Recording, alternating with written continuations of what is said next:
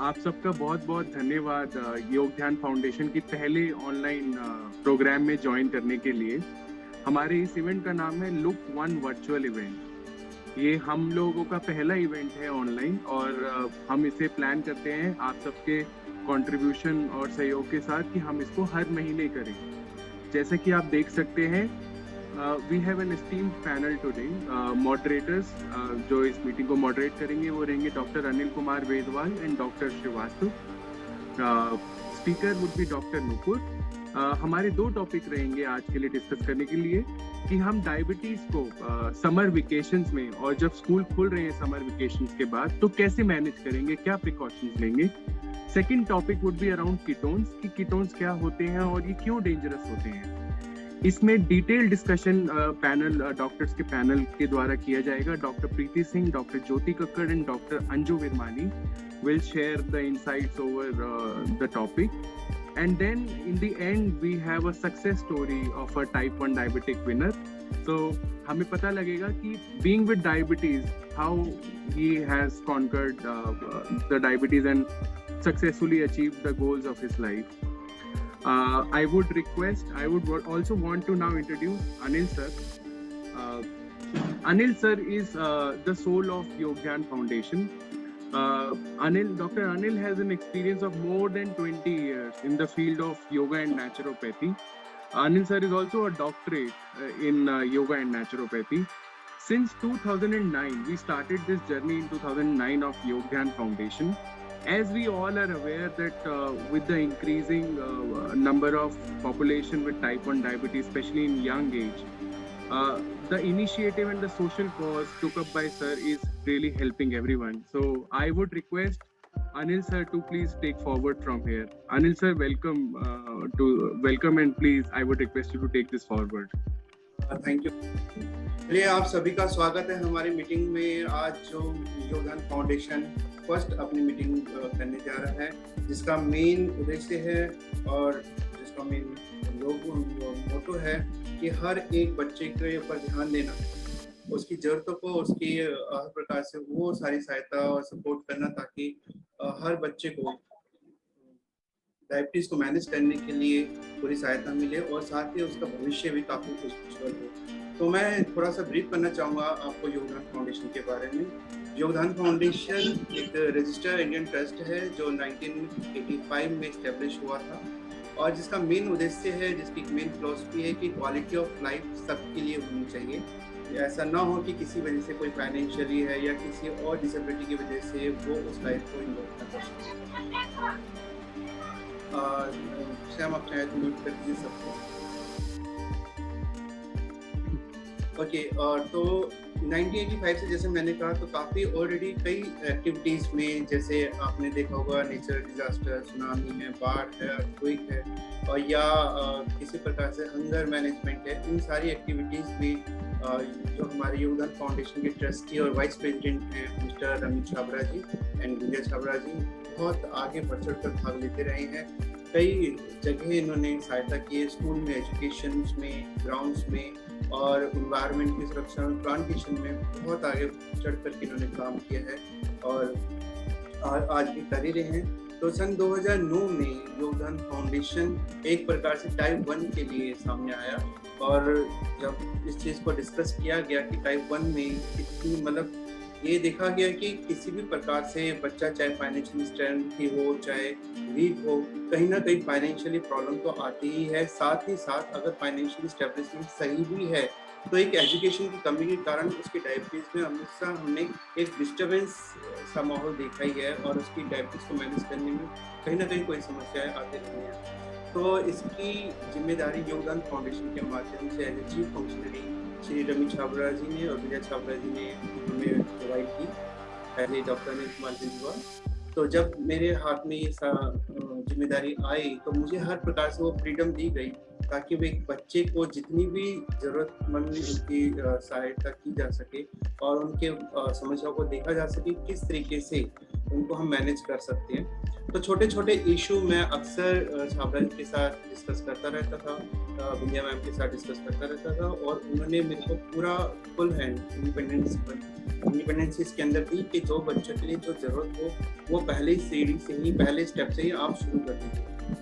तो इस तरीके से जब हमें पता लगा कि बच्चों में अगर किसी प्रकार से अगर गवर्नमेंट हॉस्पिटल से भी बच्चा जुड़ा हुआ है, तो अगर उनको इंसुलिन की सहायता वहाँ से मिल रही है, या तो कई बच्चों को इंसुलिन भी नहीं मिल रही है, तो उनको इंसुलिन देना, उनको ग्लूकोमीटर और फ्री स्ट्रिप्स, क्योंकि स्ट्रिप्स का बहुत बड़ा रोल रहा है हमारे डायबिटीज को मैनेजमेंट करने के लिए। अगर बच्चों को पता नहीं है कि उनका शुगर लेवल कितना है, तो क्या इंसुलिन लेंगे वो, इसमें हमेशा उनको कोई ना कोई नुकसान होता ही रहा। लेकिन जब से स्ट्रिप्स उनको फ्री मिलना स्टार्ट हुई, तब से उनकी अंदर थोड़ी सी नई एनर्जी महसूस होने लगी, उनका सिस्टम अपने आप अच्छा चलने लगा, बॉडी में स्ट्रेंथ नई ऊर्जा पैदा होने लगी। उनका धीरे धीरे जो HbA1c हमने नोटिस किया था, जिनका 15-16 मेंटेन रहता था, आता ही नहीं था इससे नजदीक, जो कि बहुत ही बड़ी प्रॉब्लम है। इतना यहाँ तक कि हमने 19 से 20 भी HbA1c दिखा है। उनका विदिन 3 मंथ्स काफ़ी अच्छा ड्रॉप होने लगा, और विदिन 3 मंथ to 6 मंथ उनका 7 to 8 के आसपास आने लगा। तो ये पहली अचीवमेंट थी हमारी।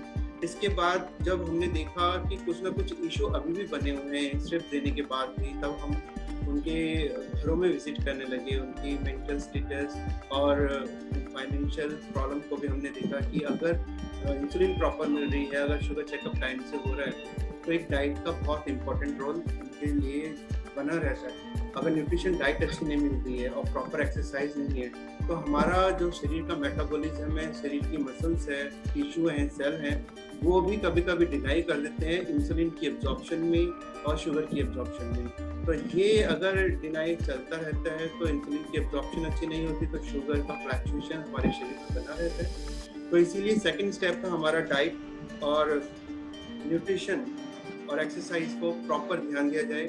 हर प्रकार से वो फाइनेंशियल सपोर्ट उनको दी जाए, ताकि वो एक डॉक्टर के द्वारा एक रिकमेंडेड डाइट को प्लान कर सकें और ले सकें। जब दोनों चीज़ें जाने लगी, अब मेडिकल सहायता, मेडिकल मतलब glucometer, strips, insulin, diet, nutrition, exercise भी जब जा रही थी, तब हमने कुछ और नोटिस करने लगे कि कुछ पेरेंट्स और फैमिली में इशू रहने लगे कि स्ट्रेस का, क्योंकि वो एक्सेप्ट ही नहीं कर पा रहे थे कि उनके बच्चों को ये डायबिटीज़ है। तो इसमें सबसे बड़ा रोल आ जाता था काउंसलिंग का और एजुकेशन का, उनको समझाना कि कहाँ आप ये डायबिटीज किस तरीके से रोल प्ले करेगी लाइफ में, और कितने लंबे समय तक ये आपके साथ बनी रहेगी। तो अच्छा है कि इसके विषय में किसी भी प्रकार से कोई नेगेटिव ना सोचें, आगे बढ़े, इसको अपने फैमिली का, अपने परिवार का एक हिस्सा बनाए। जस्ट एक मात्र इंसुलिन एक करेक्ट डोज लेने के बाद, टाइम से शुगर चेक करने के बाद, एक अच्छी डाइट और एक्सरसाइज कंटिन्यू रखने से आपका बच्चा हमेशा के लिए स्वस्थ रह सकता है। और जो मैंडेटरी ब्लड टेस्ट है उनको टाइम से कराते रहिए, ताकि अगर छोटे मोटे कोई कॉम्प्लिकेशन बॉडी में स्टार्ट है, तो डॉक्टर्स एक मजबूती के साथ हमारे साथ खड़े हैं उसको हमारी लाइफ से रिमूव करने के लिए। तो इस तरीके से योगदान फाउंडेशन अपने 4 पिलर्स के साथ आगे बढ़ रहा था, और लगातार आज भी आगे बढ़ रहा है, जिसमें पहला ये है कि एक मेडिकल सप्लाई डायबिटीज़ की और एक डॉक्टर का सपोर्ट हमें जरूर चाहिए होता है। जो पहला सपोर्ट है, हम हर बच्चे से रिक्वेस्ट करते हैं कि टाइम से अपने डॉक्टर्स के पास जरूर विजिट करें, 3 महीने में या महीने में, अगर वो हफ्ते में एक बार भी बुलाते हैं तो जरूर जाएं, क्योंकि हमें कई बार नहीं मालूम होता कि हमारी समस्या कितनी बड़ी है। तो वो समस्याएं डॉक्टर समझ जाते हैं और उनको स्टेबल करने में काफ़ी हद तक टाइम लग जाता है। तो इस तरीके से एक मेडिकल सप्लाई, डॉक्टर का सपोर्ट, सेकेंडली डाइट और एक्सरसाइज, फिर काउंसलिंग और एजुकेशन, ये चारों पिलर हमारे साथ जुड़े रहने चाहिए, तो फिर हमें किसी प्रकार की कोई समस्या नहीं होती। और इसका असर ये रहा कि हमने 2009 में ये प्रोग्राम 2 बच्चों से स्टार्ट किया था, और आज जो 14 साल के आसपास चल रहा है हमारा फाउंडेशन। आज हमारे पास 350 से ज़्यादा बच्चे हैं जो वेल मैनेज हैं, अच्छा अपना डायबिटीज को मैनेज कर रहे हैं, उनको काफ़ी अच्छा लगता है। साथ साथ हमने इनिशिएटिव लेना स्टार्ट किया, क्योंकि हमारा देश एक फेस्टिवल का देश है, तो कोई ना कोई हर महीने 2-3 महीने में एक फेस्टिवल आता रहता है। तो क्यों ना आप मतलब स्ट्रेस से निकलें, स्ट्रेस से बाहर निकलें, अपनी लाइफ को एंजॉय करें।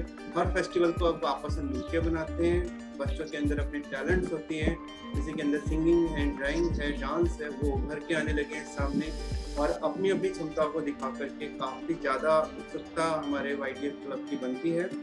तो इस तरीके से हम हर फेस्टिवल को भी एंजॉय करते हैं।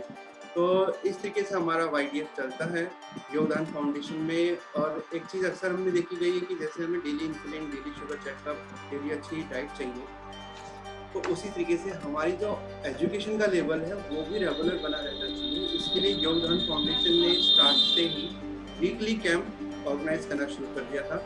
तो 2009 से लगातार हर हफ्ते एक योगदान फाउंडेशन एक कैंप ऑर्गेनाइज करता है, जिसमें बच्चों के क्वेश्चंस को देखता है, उनकी समस्याओं को देखता है और उनको वो सारी सुविधाएं देने का प्रयास करता है जिससे डायबिटीज को अच्छा मैनेज किया जा सके और उनको एक अच्छा भविष्य दिया जा सके।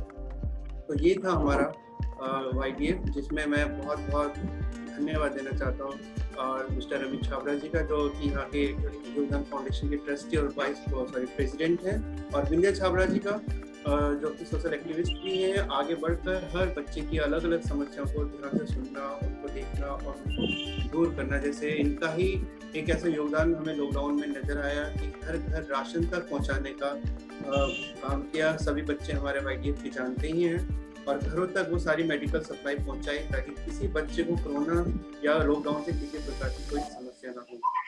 तो ये था हमारा योगदान का छोटा सा संदेश कि हर बच्चे पे ध्यान रखना जरूरी है।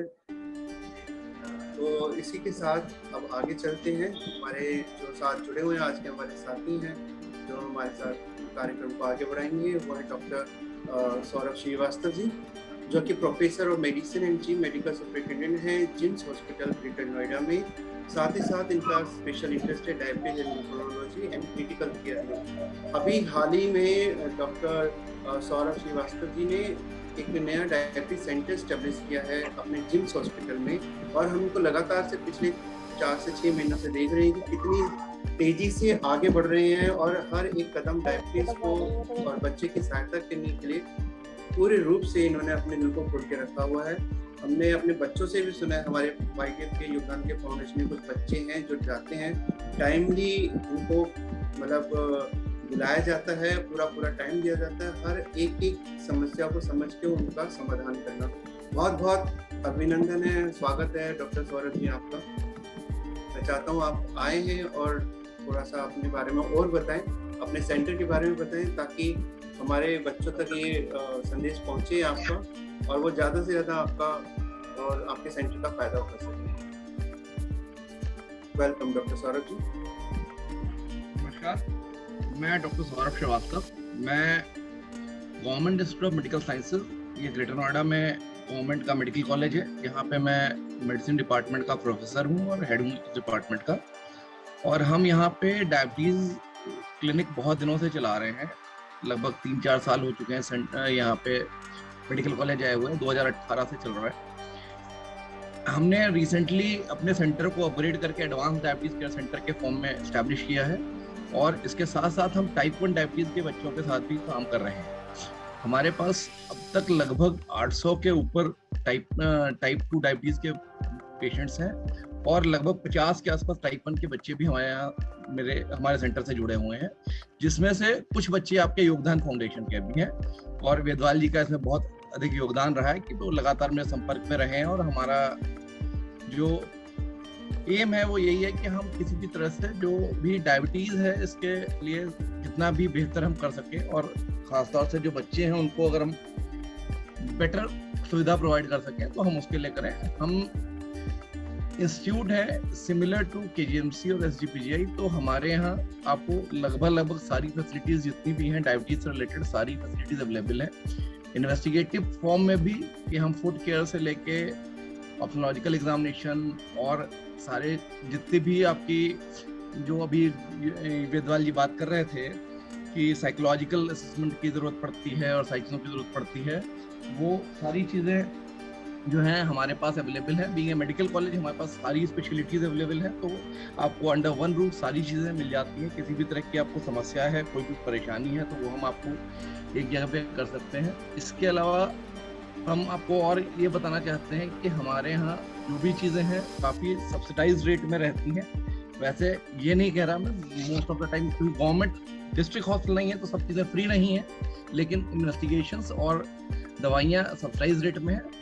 लेकिन जब भी हमारे पास गवर्नमेंट से फंड होता है और जो भी चीज़ें हम फ्री में दे पाते हैं तो हम फ्री में भी प्रोवाइड करते हैं। और प्रेजेंटली हमारे यहाँ इंसुलिन फ्री में ही मिल रहा है, लेकिन इस बात की गारंटी नहीं है कि हमेशा ये फ्री में ही मिलता रहेगा। लेकिन ये ज़रूर है कि हमारे यहाँ के हॉस्पिटल की अपनी फार्मेसी है जिसमें कि हम कंपनी से डायरेक्टली दवाइयों को लेते हैं, जो कि हमें बहुत ही सब्सिडाइज रेट में मिल जाती है और हम वो पूरा का पूरा बेनिफिट पेशेंट को पास ऑन करते हैं। इसके अलावा हम जो है, हमारा जो एम है वो ये है कि जो भी अभी बात थोड़ी देर पहले चल रही थी कि टाइप 1 डायबिटीज एक ऐसी बीमारी है जिसमें कि इंसुलिन नहीं बनता है और उसमें बहुत सारी चीज़ें ऐसी होती हैं कि स्ट्रेस की चीज़ आने लगती है, सारी चीज़ें होती हैं।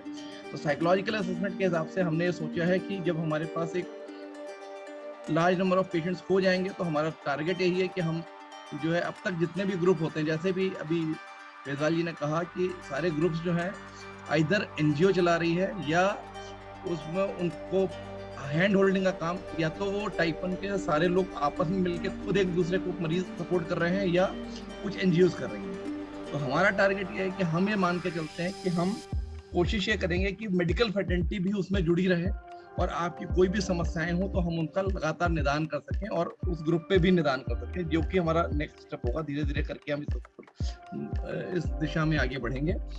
इसके अलावा हमारी यहाँ हमने जो इंसुलिन पंप की जो कंपनीज हैं उनसे भी हमारा टाई अप है। तो हमारी कोशिश ये भी रहेगी फ्यूचर में कि जो बच्चे एलिजिबल हैं इंसुलिन पंप के लिए, क्योंकि पंप से आप बहुत अच्छे से इंसुलिन दे सकते हैं और जो है आप अपनी शुगर कंट्रोल कर सकते हैं और मॉनिटरिंग भी साथ साथ चलती रहती है। तो वो चीज़ जो है हमारा टारगेट वो भी है कि जो पेशेंट एलिजिबल हैं और जो अफोर्डिंग हैं उनको हमारे यहाँ से पंप भी जो कंपैरेटिवली आप मार्केट से लेंगे उससे सप्लाइज रेट में पंप भी हमारे यहाँ से मिल जाएगा। लेकिन ये इंपॉर्टेंट चीज़ जो मैं सबसे पहले कहना चाहूँगा वो ये कहना चाहूँगा कि डायबिटीज़ का मैनेजमेंट जो है वो सबसे इम्पोर्टेंट ये है कि आपको जो है डॉक्टर के साथ जुड़े रहना है, क्योंकि बहुत सारी चीज़ें ऐसी होती हैं जो कि जिसका समाधान साथ में बैठ के ही होता है। आप अपनी ब्लड शुगर को कंट्रोल करने के लिए खुद भी रिस्पॉन्सिबल हैं और साथ साथ आपको लगातार जब आप संपर्क में बने रहेंगे तो जो भी आपकी समस्याएं होंगी उनको देख के निवारण कराया जाता है। हाइपोग्लाइसीमिया एक ऐसा पार्ट होता है जो कि टाइप 1 मरीज या किसी भी डायबिटीज़ के मरीज के लिए खतरनाक चीज़ होती है जिसमें शुगर डाउन हो जाती है, तो इसलिए इसका भी खास ख्याल रखना होता है। तो इसलिए डायबिटीज़ के मरीज में हमेशा 2+2 4 नहीं होता है, क्योंकि बीच में हाइपोग्लाइसीमिया भी आ जाता है। तो केवल ये चीज़ नहीं है कि अगर आपकी शुगर बढ़ी हुई है तो हमें इंसुलिन बढ़ाने की ज़रूरत है। तो इसलिए आपको लगातार अपने डॉक्टर के संपर्क में रहना है, मिलते रहना है और आप लगातार कांटेक्ट में रहेंगे, चलते रहेंगे तो चीज़ें बेहतर चलती रहेंगी। और टाइप 1 डायबिटीज़ केवल बच्चों की बीमारी मैं नहीं कहूँगा, क्योंकि with the advance medical facilities जैसे कि इंसुलिन और सारी चीज़ें आती जा रही हैं, उसके हिसाब से ये डायग्नोज जरूर बच्चों में होती है, जिसका कि हम ये कह सकते हैं कि वो 20 साल की उम्र तक यूजुअली टाइप 1 के पेशेंट डायग्नोज हो जाते हैं। लेकिन ये बीमारी उसके बाद भी चलती रहती है और वो बच्चे एडल्ट भी होते हैं, कॉलेज भी जाते हैं, एडल्ट भी होते हैं, मैरिज भी होती है और पूरी अपनी ज़िंदगी आराम से जीते हैं। तो ये बीमारी बचपन से शुरू होकर पूरे एडल्टहुड तक जाती है। तो इसमें हर स्टेप पे हर तरह की समस्याएं आती हैं और हर स्टेप पे उन समस्याओं को डील करने के लिए आपको लगातार मेडिकल फैटर्निटी के संपर्क में बने रहना पड़ेगा। मैं आपको ये आश्वासन देता हूँ कि हमारा टारगेट ये रहेगा कि हम आपको जितनी बेहतर से बेहतर सुविधा अपने सेंटर पे प्रोवाइड कर सकें वो हम आपको प्रोवाइड करेंगे और हमारे पास लगभग सभी सुविधाएं अंडर वन रूफ उपलब्ध। धन्यवाद। बहुत बहुत धन्यवाद डॉक्टर सौरभ जी। जैसे कि आपने सुना कि हम बचपन से ही एज के हिसाब से बढ़ते रहते हैं। हमारा वजन 1 किलो 3 किलो होता है, 10 किलो होता है, 50 किलो तक होता है, 70 किलो तक होता है। तो हर एज और हर वेट के हिसाब से हमें हमारे फ्यूचर को और हमारे आगे की जो सेहत है उसको मेंटेन रखने के लिए बहुत आवश्यक कदम उठाने पड़ते हैं और इसके लिए हमारे डॉक्टर ही हैं जो हमें लंबे समय तक मैनेज करने में हमारी मदद कर सकते हैं। इसीलिए कोशिश करें कि हमेशा अपने डॉक्टर के साथ टच में रहें, टाइम से उनके पास जाते रहें। तो आज हम अपने टॉपिक पे चलते हैं। आज हमारे जो स्पेशल गेस्ट हैं, स्पीकर हैं, वो हैं डॉक्टर नूपुर जी। बहुत बहुत स्वागत है डॉक्टर नूपुर जी। डॉक्टर नूपुर जी अभी प्रैक्टिस कर रहे हैं PGICH नोएडा में और फॉर्मली आप रह चुके हैं UCMS एंड GTPS दिल्ली और सीनियर पीडियाट्रिक हैं। तो मैं बुलाना चाहूँगा डॉक्टर नूपुर जी को, जो आज के हमारे टॉपिक को आगे लेके जाएंगे। बहुत बहुत अभिनंदन है डॉक्टर नुपुर जी आपका।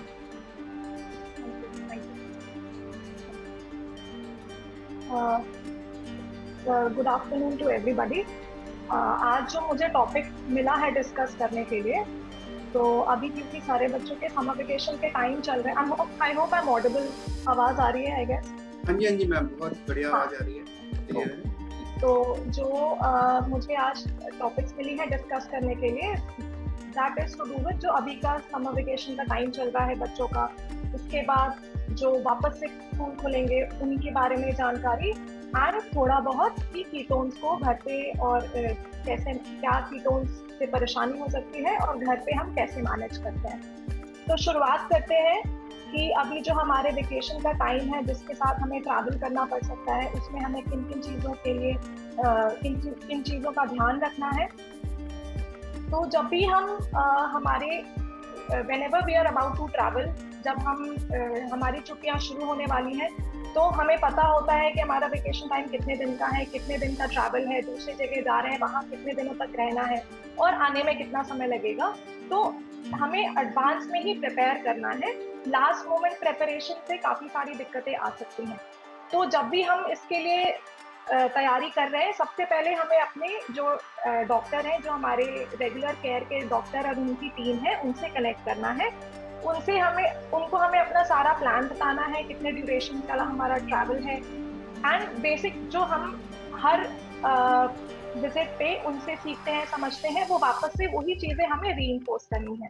उसके अलावा हमें आइडिया लेना है कि हमारा इस समय का इंसुलिन कंजम्पशन कितना होने वाला है, तो उस हिसाब से फिर हमें वो अपना पार्ट, हमें इंसुलिन का स्टॉक, सिरिंजेस हो गई, नीडल्स हो गई, या फिर जो लोग पेन्स यूज करते हैं, तो जितना रिक्वायरमेंट है प्लस उससे थोड़ा ज़्यादा, to be on the safer side, उसका हमें एक अनुमान लगाना है। उसके अलावा हमें हमारे डॉक्टर से we should get a prescription, जिसपे कि जो भी करंट डोजेज चल रहा है, इंसुलिन अगर वायर है उसके साथ सिरिंजेस, नीडल्स, ग्लूकोमीटर, सबका हमारे पास एक प्रिस्क्रिप्शन होना चाहिए, ताकि अगर गलती से भी हमारा सामान कहीं खो गया, मिसप्लेस हो गया, एंड अगर हम दूसरी जगह जा रहे हैं तो हम वहाँ पे ये चीज़ें प्रोक्योर कर सकें। उसके अलावा हमें एक लेटर लेना चाहिए हमारे डॉक्टर से, जिसमें साफ तरीके से मेंशन हो कि बच्चे को डायबिटीज़ है और जो भी चीज़ें उसके मैनेजमेंट में यूटिलाइज हो रही हैं, सब कुछ उस पर मेंशन होना चाहिए, जैसे कि अभी आप स्क्रीन पे देख सकते हैं। इसका काफ़ी जगह पे हमारे लिए यूज होगा, स्पेशली अगर हम एयरपोर्ट पे जा रहे हैं, वहाँ चेकिंग होती है, आजकल रेलवे स्टेशन पर भी चेकिंग होती है। तो बिकॉज वी आर कैरिंग, हमारे पास सिरिंज है, हमारे पास नीडल है, अगर हम इंसुलिन पंप यूज कर रहे हैं, या CGMS है which is connected to our body, तो ताकि हमें वो चीज़ें कैरी करने दी जाए सिक्योरिटी में। प्लस अगर जैसे CGMS यूज कर रहे हैं तो हमें निकालना ना पड़े सिक्योरिटी चेकिंग के टाइम पे, बिकॉज अगर एक बार निकल गया तो फिर that becomes useless for us. उसके अलावा जैसे मैंने बताया कि हमारे पास जो कैलकुलेटेड हमारा इंसुलिन का डोज है वो तो होना ही चाहिए। उसके अलावा हमारे पास एक्स्ट्रा स्टॉक भी होना चाहिए, just in case of an emergency. Insulin हम कैरी कैसे करेंगे गर्मी के मौसम में? तो कॉमनली जो हमारे पास थर्मस फ्लास्क मिलती है, जिसमें हम 2 से 4 आइस क्यूब्स डाल के इंसुलिन का जो वायल है या फिर पेन है, उसको सेफली एक प्लास्टिक कंटेनर, प्लास्टिक बैग में रैप करके उसको सिक्योर करके we can put it along with the ice cubes, just to make sure कि जो हमारे वायल्स या पेन है वो आइस के डायरेक्ट कांटेक्ट में ना आए। तो इसलिए हमें उन्हें किसी पॉलीथिन या किसी बैग में विद अ जिपलॉक कवर करना पड़ेगा। प्लस अगर वायल्स यूज कर रहे हैं तो हमारे पास सिरिंजेस, नीडल्स, ये सारी होनी चाहिए। और थर्मस फ्लास्क के अलावा कमर्शियली अवेलेबल कूल पैक्स भी होती है, जैसे कि यहाँ पे एक फ्रीओ पैक कूलिंग में दिखाया जा रहा है। These are used for insulin pens. उसके अलावा हमारा इंसुलिन हो गया, नीडल्स हो गई, सिरिंजेस हो गई, फिर हमारे आते हैं ब्लड ग्लूकोमीटर, हमारे पास ग्लूकोज टेस्ट करने के लिए सफिशिएंट स्ट्रिप्स होनी चाहिए। कीटोन अगर हम यूरिन में मॉनिटर करते हैं तो उसकी हमारे पास सफिशिएंट स्ट्रिप्स होनी चाहिए। उसके अलावा हाइपोग्लाइसीमिया मैनेजमेंट में जैसे हम बताते हैं, हमारे पास ग्लूकोज का पाउडर या फिर चीनी या फिर मीठी कैंडी होनी चाहिए। फिर अगर हमारा लंबे समय का ट्रैवल है या फिर हम श्योर नहीं है कि ट्रैवल के दौरान पे हमें कुछ बच्चे के लिए सूटेबल डायबिटीज सूटेबल स्नैक मिलेगा या नहीं, तो हमारे पास थोड़ी बहुत हाइपोग्लाइसीमिया मैनेजमेंट के अलावा हमारे पास थोड़ी बहुत ये स्नैक भी होनी चाहिए, जिसमें हम कुछ फ्रूट्स रख सकते हैं, जैसे कि एप्पल हो गया, अमरूद, सेब अमरूद हो गया, सत्तू जिसको बड़ी आसानी से घोल के पी जा सकती है, या फिर भुना काला चना हो गया, ग्लूकोज की बिस्किट रख सकते हैं। इसके अलावा अगर हम एयर ट्रैवल कर रहे हैं तो हम जो भी हमारा इंसुलिन जिस बैग में हमने रखा है वो चेक इन लगेज में ना रखें। हमारे पास जहाँ पे बच्चा है, बच्चे के पास ही हमारी सारी इंसुलिन डायबिटीज की सप्लाईज होनी चाहिए। एक चीज और ध्यान रख सकते हैं कि जब भी हम अपने इन चीजों को पैक कर रहे हैं तो दो अलग बैग्स में रखें, ताकि अगर गलती से भी एक बैग मिसप्लेस हो गया या उसमें कुछ टेम्परेचर ठीक से नहीं रहा और कुछ डैमेज हो गया, तो we should always have a second bag for backup. तो हमारा एक तरीके से ट्रैवल चेकलिस्ट बन गया, जिसमें हमें देखना है हमारे पास इंसुलिन होनी चाहिए, नीडल सिरिंजेस अगर हम वायर यूज कर रहे हैं तो, ग्लूकोमीटर, यूरिन में कीटोन स्टिक्स मेजर करने के लिए हमारे पास, हाइपोग्लाइसीमिया के लिए ग्लूकोज कैंडीज या शुगर क्यूब्स हो, कुछ हमारे पास एक एक्स्ट्रा स्नैक हो, डॉक्टर की प्रिस्क्रिप्शन हो और बच्चे की आइडेंटिटी कार्ड हो। ये तो हो गया कि ट्रैवल करते समय हमें जिन चीज़ों का ध्यान रखना है। आते समय जाते समय सिमिलर हमारे को मेजर लेने हैं। इसके अलावा इन प्रेपरेशंस के अलावा पेरेंट्स हैव टू नो कि हमें थोड़ा अपने मेंटल लेवल पे भी प्रिपेयर रहने की ज़रूरत है, क्योंकि जब हम नॉर्मली घर पे रहते हैं, ये एक रिलेटिवली कंट्रोल्ड एनवायरनमेंट है जिसमें हम टारगेट करते हैं कि आइडियल से आइडियल कंट्रोल हो। लेकिन व्हेन वी आर ट्रैवलिंग, जब हम अपने डेस्टिनेशन पे पहुंच गए, तब हमारे खाने पीने का जो तरीका है, स्लीप साइकिल है, हमारा लेवल ऑफ फिजिकल एक्टिविटी है, ये सब कुछ डिफरेंट हो जाता है। तो इसमें हम थोड़ा बहुत ऊपर नीचे होना शुगर में, दिस इज एक्सपेक्टेड, और उसके बहुत पीछे बच्चे के पीछे नहीं लगना चाहिए, बिकॉज फिर तो होल पर्पस जो हमारा ट्रैवल का है कि हम एंजॉय करने आए, we are here to have a good time, तो बच्चे के पीछे ज्यादा पड़े भी नहीं रहना चाहिए, ताकि फिर ये ना हो कि वो आपसे छुप छुपा के कुछ और खा रहे हैं, कुछ और कर रहे हैं। तो इन सब चीज़ों को अवॉइड करने के लिए थोड़ा ब्रेक देना चाहिए। एंड थोड़ा शुगर अगर ऊपर नीचे हो रहा है, we should manage it accordingly, but we shouldn't be after the kid, because फिर हमारा वो पूरा पर्पस डिफीट हो जाएगा वेकेशन का। उसके अलावा ट्रैवल के टाइम पे एक बहुत ही इंपॉर्टेंट चीज़ होती है जो हमारे पैरों का केयर होता है, फुट केयर होता है। बिकॉज कई बार बच्चे ट्रैक पे जा रहे हैं या फिर मंदिरों में जा रहे हैं जहाँ पे गर्मी के समय में सीढ़ियाँ बहुत गर्म है, या फिर जब हम वैसे भी ट्रैवल कर रहे हैं तो हमने एक जूता पहना है जिसमें स्वेटिंग हो रही है लंबे समय तक, तो पैरों की सफाई जब भी हम पहुँच जाए घर या जहाँ भी जा रहे हैं, पैरों की सफाई करें, उसको अच्छे से मॉइस्चराइज करें, और अगर कुछ मतलब डेली इंस्पेक्ट करें कि कोई खरोच या कोई ब्रूज या फिर ऐसी कोई दिक्कत तो नहीं आ रही है।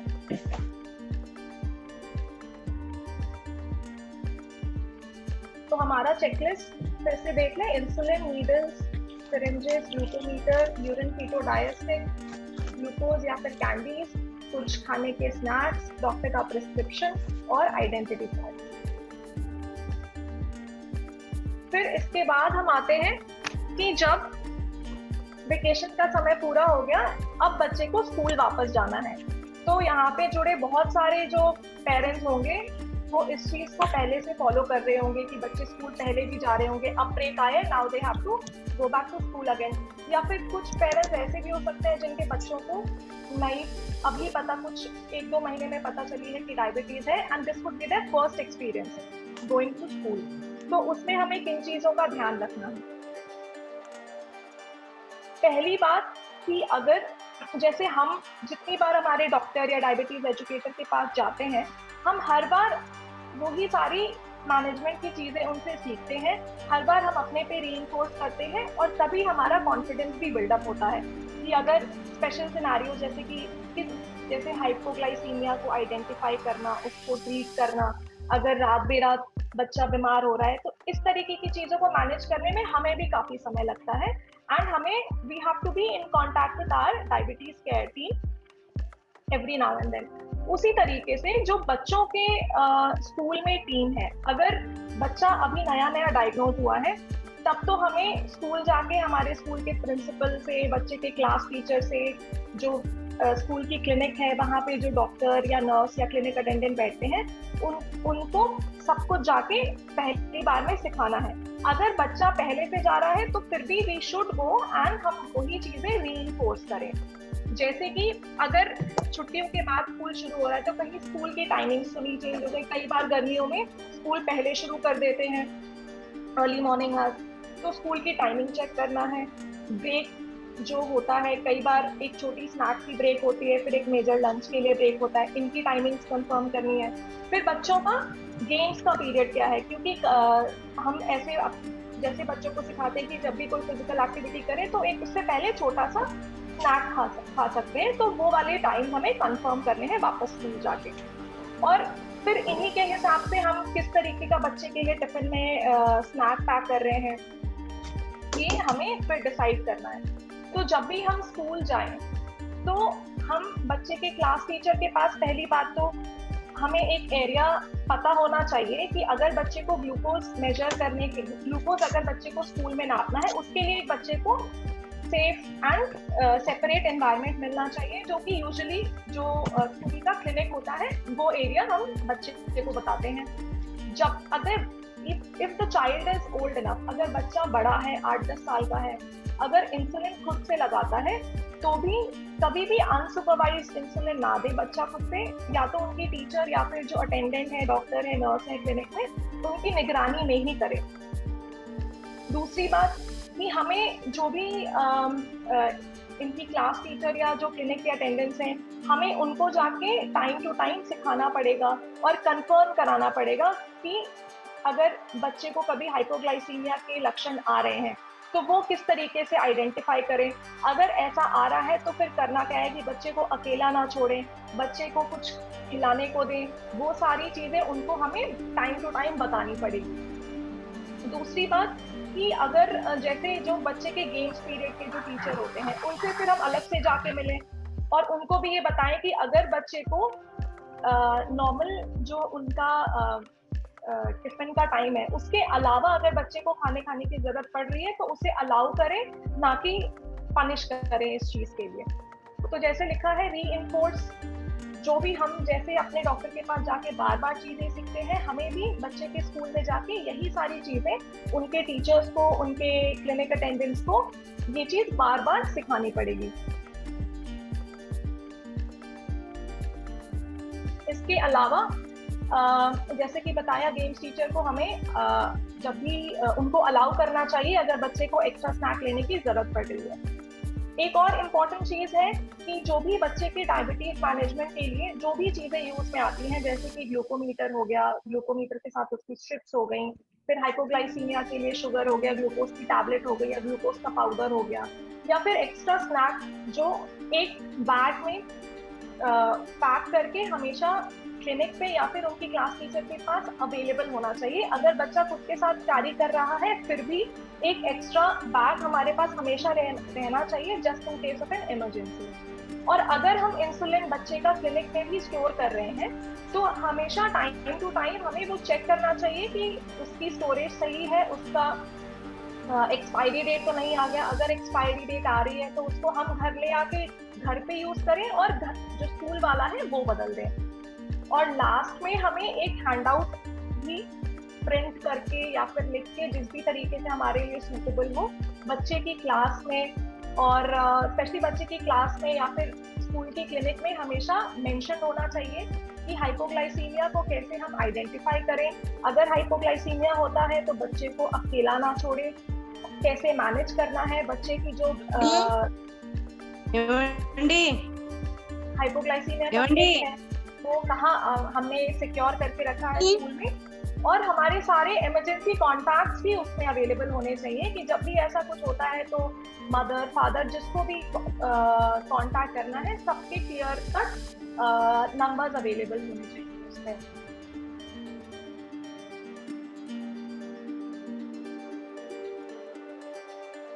तो ये doctor Rupa ji, you are as you are host, you can mute all. Okay.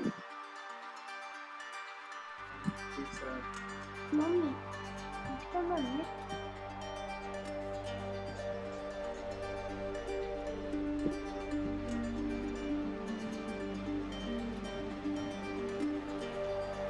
ये तो हो गया हमारा ट्रैवल के टाइम के इंस्ट्रक्शंस। और उसके बाद अगर स्कूल में आते हैं तो फिर क्या करना है, कैसे हम इन चीज़ों को टीचर के साथ और स्कूल अटेंडेंस के साथ बार बार रीइंफोर्स करें। अब जो हमारा लास्ट पार्ट है दैट इज कि डायबिटीज और डायबिटीज में कीटोन्स का क्या रोल है और हमें क्यों दिक्कत आनी चाहिए। अगर कीटोन्स आ रहा है ब्लड में या शुगर में तो ये परेशानी की बात क्यों है। नॉर्मली जब हम बच्चे को इंसुलिन दे रहे हैं तो इंसुलिन का रोल होता है कि जो भी शरीर में ग्लूकोज है बच्चे को उससे एनर्जी मिले। लेकिन अगर शरीर में इंसुलिन की कमी है तो ग्लूकोज ना इस्तेमाल होके बच्चे में जो फैट होता है जिसको चर्बी बोलते हैं उसका इस्तेमाल होता है एनर्जी प्रोवाइड करने में। तो जब ग्लूकोज के बजाय फैट का इस्तेमाल हो रहा है उस हालत में फिर शरीर में कीटोन्स बनने लगते हैं और यही कीटोन्स अगर अत्यधिक बन रहे हैं तो फिर ये पेशाब में भी निकलने लगते हैं जिसको फिर हम पेशाब में स्टिक से मेजर करते हैं। तो प्रॉब्लम की बात तब आती है कि अगर यूरिन में या फिर ब्लड में कीटोन्स मिल रहा है इसका मतलब है कि हमारे शरीर का ग्लूकोज यूटिलाइज नहीं हो रहा है एनर्जी के लिए। इसका मतलब है कि हमारे में इंसुलिन की कमी हो रही है। तो इसीलिए ये परेशानी की बात है। तो कहने का मतलब हमें किन किन सिचुएशन में कीटोन्स जो है नापने चाहिए। जो मैंने जो अपने क्लिनिक में देखा है कि ज्यादातर पेरेंट्स जो है यूरिन में पेशाब में कीटोन्स मेजर करते हैं क्योंकि ब्लड वाले जो कीटोमीटर्स होते हैं वो थोड़े कॉस्टली हो जाते हैं। तो इसमें फर्क ये होता है कि यूरिन में मेजर करना इतना एक्यूरेट नहीं होता है। कई बार ब्लड खून में कीटोन का लेवल बहुत ज्यादा हो जाता है उसके बाद ही यूरिन में कीटोन्स दिखना शुरू होता है। फिर भी फॉर ऑल प्रैक्टिकल पर्पसेस हम यूरिन के बारे में ही बात करेंगे। तो अब आते हैं कि किन किन सिचुएशंस में हमें कीटोन को नापना चाहिए ब्लड में या फिर यूरिन में। अगर हमारे बच्चे का ब्लड शुगर लगातार 250 से ज्यादा आ रहा है, अगर बच्चा बीमार है, बुखार है, उल्टी हो रही है, दस्त हो रहे हैं या फिर किसी और तरीके का स्ट्रेस है जैसे कि बच्चे को सर्जरी होने वाला है और हाई ब्लड शुगर के साथ अगर बच्चे को पेट में दर्द हो रहा है, उल्टियां हो रही हैं, बच्चा सुस्त लग रहा है या फिर बच्चे की सांस तेज चल रही है, ये हमारे आम सिनेरियोज हैं जहाँ पे जरूरत पड़ती है हमें कीटोन टेस्ट करने की।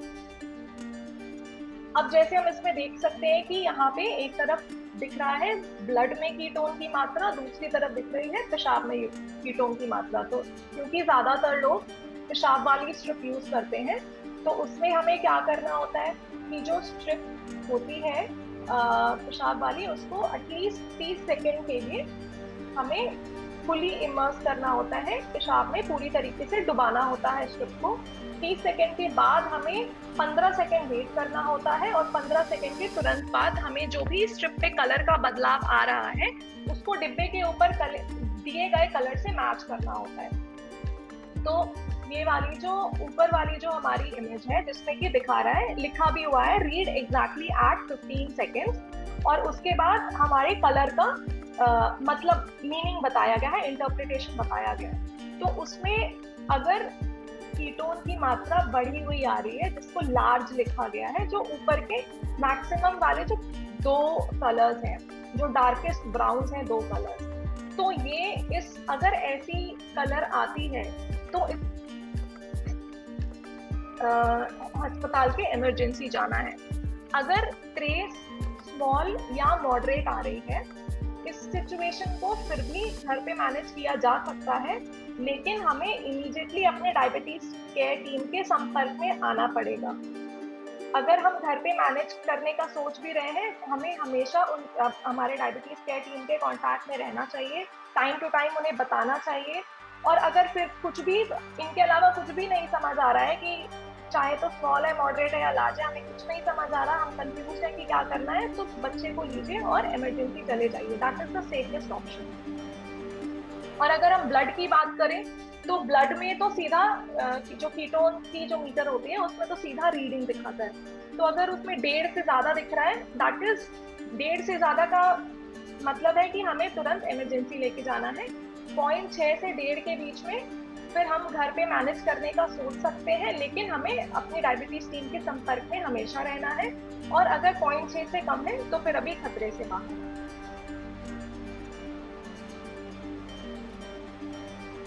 दूसरी बात आती है कि अगर बच्चा बीमार है घर पे तो हम क्या करें। तो बच्चे को पहले तो एडिक्वेट रेस्ट चाहिए। बच्चे को हमें ज़्यादा मूवमेंट और बहुत ज़्यादा एक्सर्शन नहीं कराना है। The child should take enough rest. Hydrate करना है बच्चे को, खूब सारा पानी पिलाना है।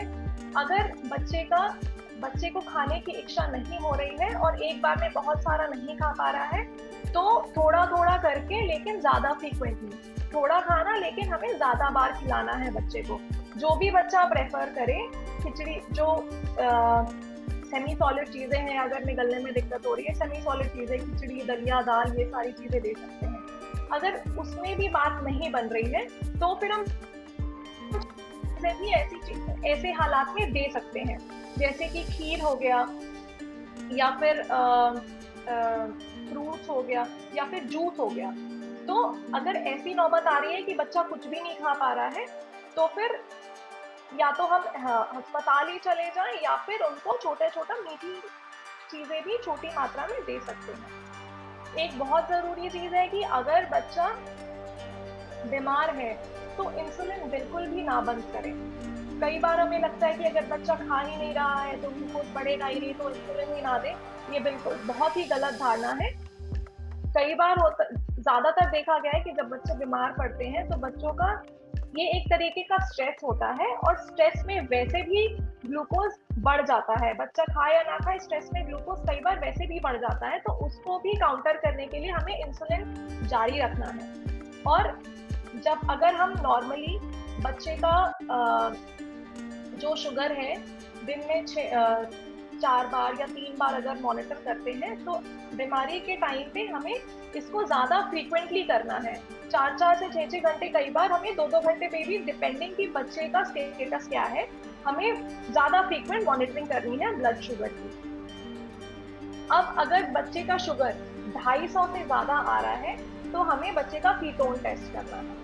अगर कीटोन, जैसे पिछली बार भी बात हुई थी, अगर कीटोन ट्रेस है, माइल्ड है, मॉडरेट है, जिसके प्रेजेंस में शुगर ज़्यादा है बच्चे का 250 से, तो हमें एक्स्ट्रा इंसुलिन लेना है। अब एक्स्ट्रा इंसुलिन, ये हम तो अपने जो डायबिटीज केयर टीम है उनसे भी सीखते हैं कि एक्स्ट्रा इंसुलिन कितनी शुगर, जो हमारा जिसको स्लाइडिंग स्केल कहते हैं, कि कितनी शुगर ऊपर हो तो कितना ज़्यादा बढ़ाएं। यूजुअली 1 से 2 यूनिट हम बढ़ा सकते हैं, लेकिन इसके साथ साथ हमें फ्रीक्वेंसी हमारा शुगर मॉनिटरिंग का भी ज़्यादा रखना है। और कौन सा देना है, तो हमें कभी जो हमारा अगर रेगुलर चल रहा है या हमारा जो रैपिड एक्टिंग जो हमारे इंसुलिन पेन चल रहे हैं, हमेशा वो उस इंसुलिन का एक्स्ट्रा डोज देना है, ना कि हमारा जो लंबे समय वाला इंसुलिन जैसे कि लैंटस या ग्लार्जिन अगर लोगों का चल रहा है तो वो नहीं बढ़ाना है। जो हर मील के पहले, जो हर खाने के पहले बच्चे का इंसुलिन चलता है, उसको 1 या 2 यूनिट बढ़ाने की जरूरत है। और अगर हमने पहली बार ही कीटोन नापा और उसमें ही लार्ज आ रहा है, सबसे ज्यादा वैल्यू आ रही है, या फिर हमने पिछली बार टेस्ट किया था तो माइल्ड या मॉडरेट आ रही थी और अब इंसुलिन बढ़ाने के बाद कीटोन और ज्यादा बढ़ गए, तो उस हालत में भी हमें तुरंत इमरजेंसी जाना चाहिए।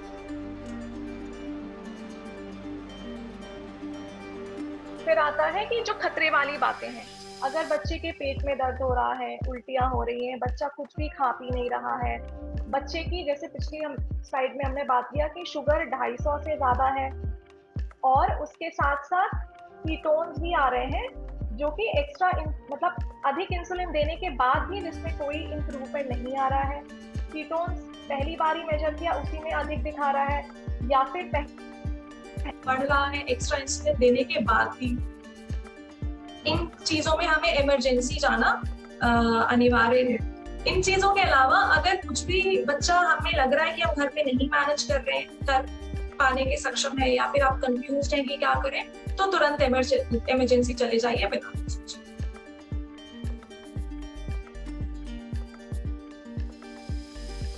Ma'am, may I ask you one question? हाँ जी, हाँ जी। Ketones can be occurred only in hyperglycemia or it can be occurred in hypoglycemia. बिल्कुल, ये काफी अच्छा सवाल पूछा कि इंसुलिन आ सकता है, सॉरी कीटोन्स आ सकते हैं।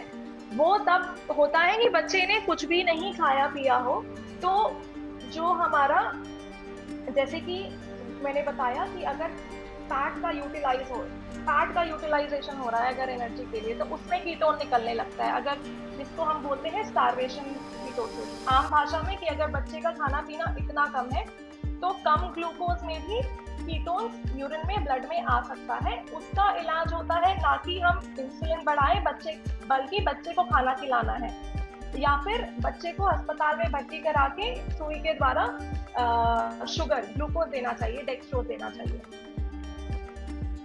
तो दोनों तरीके में कीटोन्स आ सकते हैं, हाइपोग्लाइसीमिया में भी और हाइपरग्लाइसीमिया में भी। फर्क ये है कि अगर हाइपरग्लाइसीमिया में कीटोन्स आ रहे हैं तो उसमें हमें इंसुलिन देना है, एक्स्ट्रा इंसुलिन देना है। अगर हाइपोग्लाइसीमिया में आ रहा है उसमें हमें इंसुलिन ना देके बच्चे का शुगर के द्वारा, जिस भी माध्यम से, अगर मुंह से खा पा रहा है या फिर सुई के माध्यम से, डेक्सट्रोज शुगर चलाने की जरूरत है। तो अमृता के क्वेश्चन का आंसर मिल गया है और मैं धन्यवाद देना चाहता हूँ डॉक्टर मुखर्जी को। कितने सरल शब्दों में आपने इतनी अच्छी और वैल्यूबल इंफॉर्मेशन प्रोवाइड की है। और मैं सभी बच्चों और पेरेंट्स फैमिली से ये बताना चाहता हूँ कि देखिए कि हमारे पेरेंट्स होते हैं, पर जो डॉक्टर्स हैं वो, उनका रोल हमारे जीवन में गुरु की तरह रहता है। वो हमारे डॉक्टर ही नहीं है, कितना सोचते हैं, कितना आगे तक के लिए हमें मैनेज करने के लिए कार्य करते रहते हैं। डॉक्टर मुखर्जी बहुत बहुत धन्यवाद आपका। आपको हमें दोबारा आपके पास आएंगे जरूर, क्योंकि सभी डॉक्टर्स जैसे मानते हैं कि हमें हर बच्चे पे ध्यान देना है। आज हमारे साथ लक्ष्मी नारायण जी हैं, जो कि स्वीट फाउंडेशन के प्रेसिडेंट भी हैं, एक्टिविस्ट भी हैं, और 17 साल की उम्र में इनको डायबिटीज हो गई थी, और किस तरीके से इन्होंने आज तक अपना अच्छा मैनेज किया। आफ्टर मैं बच्चों को बताना चाहूँगा सभी कि कहने की बात नहीं, लेकिन मैं बताना चाहूँगा ताकि सभी बच्चे इंस्पायर हो। लक्ष्मी नारायण जी से बचपन से ब्लाइंड हैं, देख नहीं सकते, तो वो सारी यहाँ पे लिमिटेशन खत्म हो जाती है कि हमारी ये प्रॉब्लम है, वो प्रॉब्लम है। मुझे नहीं लगता इससे ज़्यादा कोई प्रॉब्लम हो सकती है, और उसके बाद भी कितना अच्छा मैनेज करें। सेकेंडली डायबिटीज एजुकेटर ही हैं।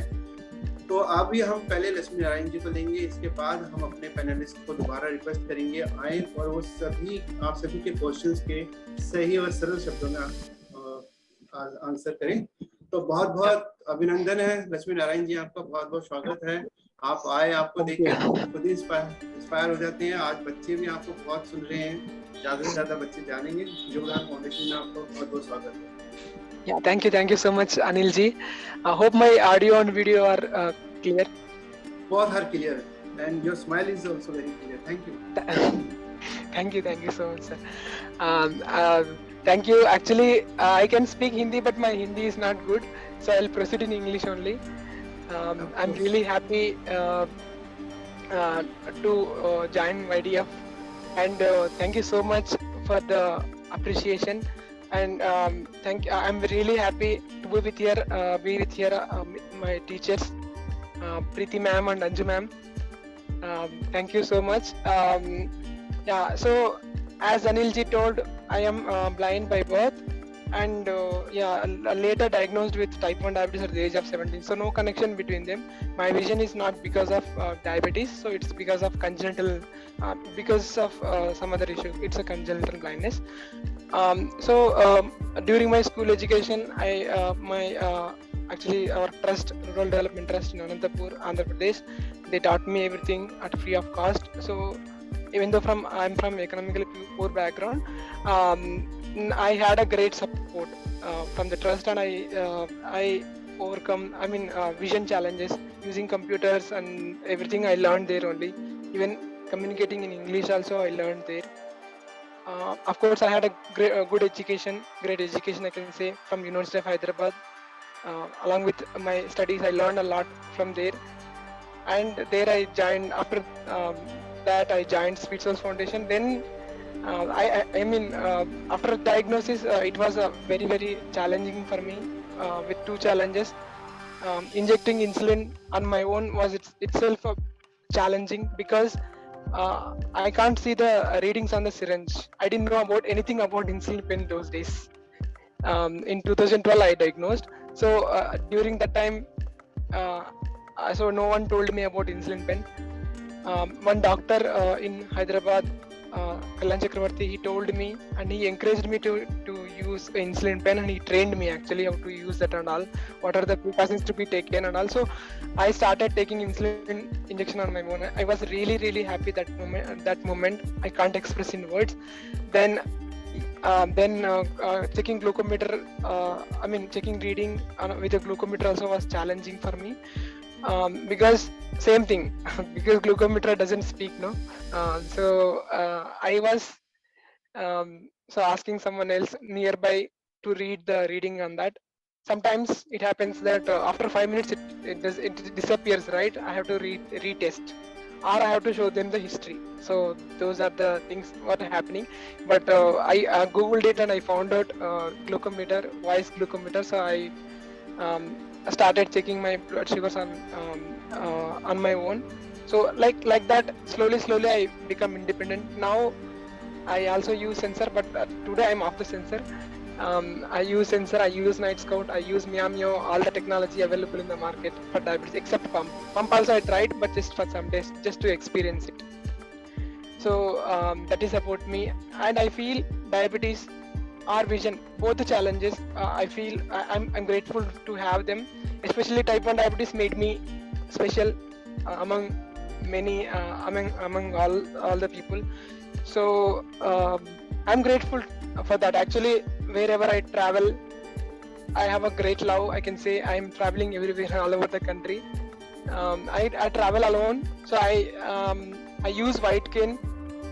So for me, see, diabag, all of us have insulin. Our diabags consists of insulin, glucometer, and hypotreat. So they are the basic things. Maybe if they are using pump supplies also. So for me, additional things added, that is white cane. So that is also very important. Apart from that, mobile. So because I use Google Maps, if necessary Uber, Ola also I use, so to travel on my own independently. So those two things also very important for me. So this is my Dia special bag, I can say. Then so basically I treat these challenges as way of life only. I don't treat them as they are like different. I am different from anyone. I can't do this. I can't do that. I don't have that mindset. If I am not able to do it at the moment, I think how should I make it accessible for me? That is my thinking always. Like what are the alternatives and what are the things that I can bring or make it accessible for me? So that is how I think. Then I'm achieving everything so far.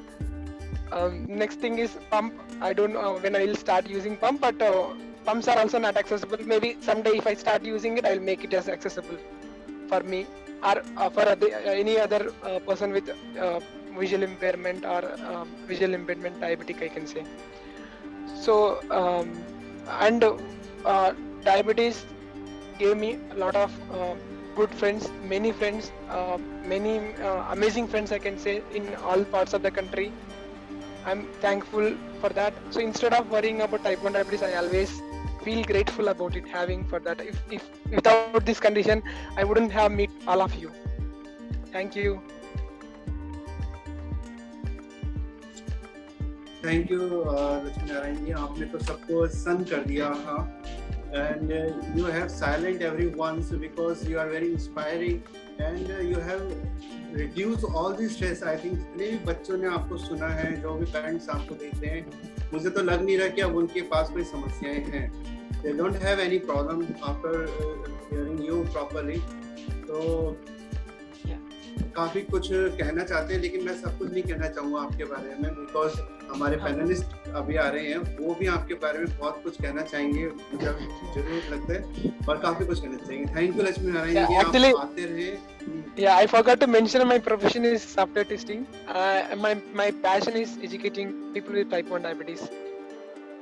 So I'm a software tester basically.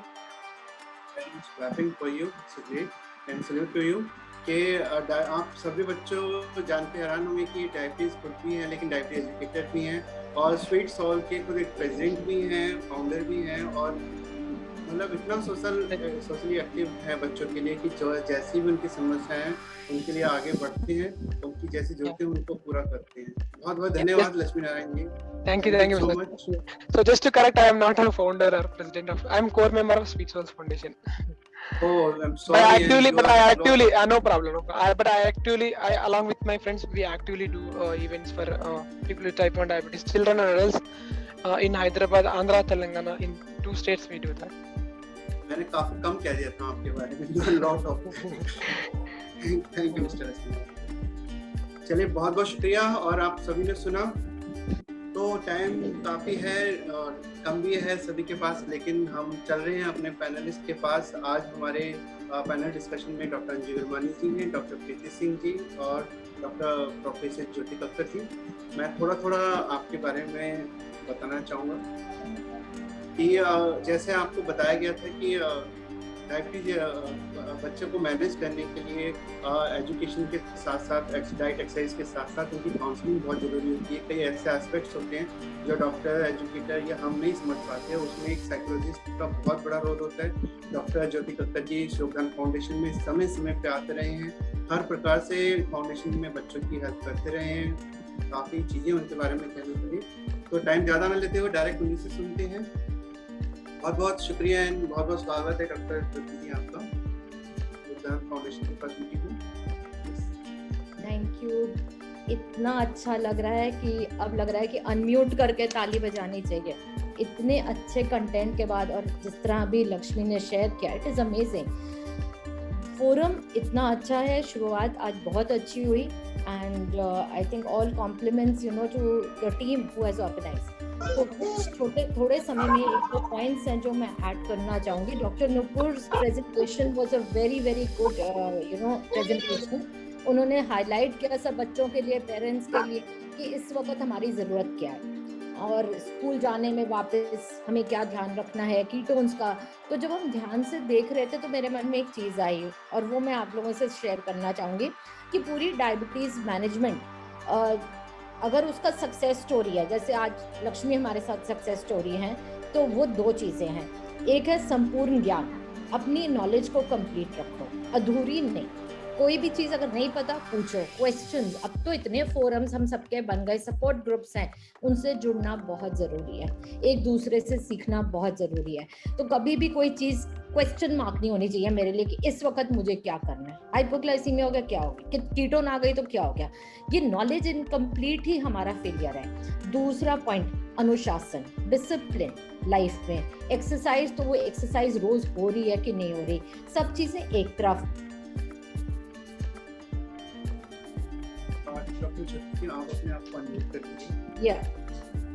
तो ये अनुशासन हमारे लिए बहुत जरूरी है। जब हम डिसिप्लिन पे आ जाते हैं और जब हमारी नॉलेज कंप्लीट हो जाती है तो आधी दिक्कत तो हमारी खत्म हो जाती है। तो ये जो कोविड का समय था, इसमें मैं ऐड करना चाहूंगी 1 मिनट में कि ये जो हम वापस स्कूल गए बच्चे, तो वहां पे टीचर, सब अध्यापक और बच्चे और माँ बाप सब परेशानी में थे। बहुत बच्चे पहली बारी जो इनको डायबिटीज के साथ जाना था, उनके पेरेंट्स की एंजाइटी और थी। तो ये जब ये हम फोरम्स पे ये डिस्कशंस हुई बहुत कि कोविड के बाद जब 2-2.5 साल के बाद पहली बारी स्कूल जाना हो रहा है, तो उसमें एक बहुत अच्छी इनपुट थी जो मैं डॉक्टर नुपुर की प्रेजेंटेशन सुनते सुनते मेरे मन में आई कि ऐसे 2-3 पेरेंट्स को हमने सलाह दी, काउंसलिंग करी। तो उसमें क्या ज़रूरी है कि हम किस तरह का प्रेशर डाल रहे हैं टीचर्स के ऊपर और किस तरह का प्रेशर बच्चों पे भी डाल रहे हैं। तो जो बच्चे यहाँ मौजूद हैं वो भी इस बात को सुने ध्यान से कि आपको रेगुलर स्कूल जाना है, कोशिश पूरी करनी है मेरा स्कूल मिस नहीं हो, लेकिन आपको सारी चीज़ें अपने ऊपर एक साथ नहीं लेनी। ये बहुत चीज़ें मम्मी पापा आपके लिए वर्कआउट कर रहे हैं, हम वहाँ भी कम प्रेशर डालेंगे टीचर्स के ऊपर क्योंकि वो भी परेशान है इस वक्त। तो वापस स्कूल जाने का क्या मतलब है कि अपने को 1 हफ्ता दो, 10 दिन दो, 2 हफ्ते दो कि अब मेरी मैनेजमेंट ऑफ इंसुलिन, मेरी सब चीज़ें ठीक जगह हैं, मेरे पास ग्लूकोज है। तो ये चेकलिस्ट बहुत ज़रूरी है हमारे लिए। तो आज जितने पॉइंट्स रिवाइज हुए हैं ना, इनके लिए बहुत ज़रूरी है कि हम इन चीज़ों को नोट करके रखें, इनको भूल ना जाएं, क्योंकि वो दिन फिर आने वाले हैं जब स्कूल रेगुलर होके हमने वापस फिर जाना है समर ब्रेक के बाद। तो लेट अस नॉट बी, मतलब एक टेंशन नहीं लेनी इस चीज़ की। सो जो मेन पॉइंट है कि आगे बढ़ते जाओ, गलती अगर हो जाए तो उस गलती से सीखो, हमेशा याद रहता है। तो एक बार एक मदर का मुझे फोन आया और उन्होंने कहा मेरे को समझ ही नहीं आ रही, अभी इंसुलिन लगाई थी, खाना खिलाया था और 1 घंटे के बाद ही शुगर 500 क्यों टच कर रही है। मैंने सब कुछ ठीक करा, खाना भी ठीक था, तो शुगर 500 क्रॉस कर रही है। तो मैं जहाँ खड़ी थी मैंने उनसे बोला कि आपने क्या बच्चे को लास्ट क्या खिलाया था? तो कह रहे उसने 2 अंगूर खाए थे टेबल से उठा के, बच्चा छोटा था 2-2.5 साल का। मैंने कहा आपने हाथ साफ किए थे, धोए थे? कह रहे नहीं। जैसे ही उसने दोबारा शुगर टेस्ट की तो 94 थी। तो मैंने कहा आप देखें ना, तो कई चीजें हमें अचानक भूल जाती हैं। हाथ साफ नहीं थे, वो अंगूर की मिठास वो साथ में जाके ग्लूकोमीटर ने इंटरप्रेट किया and the sugar was beyond 500, जो कि नहीं थी उस वक्त।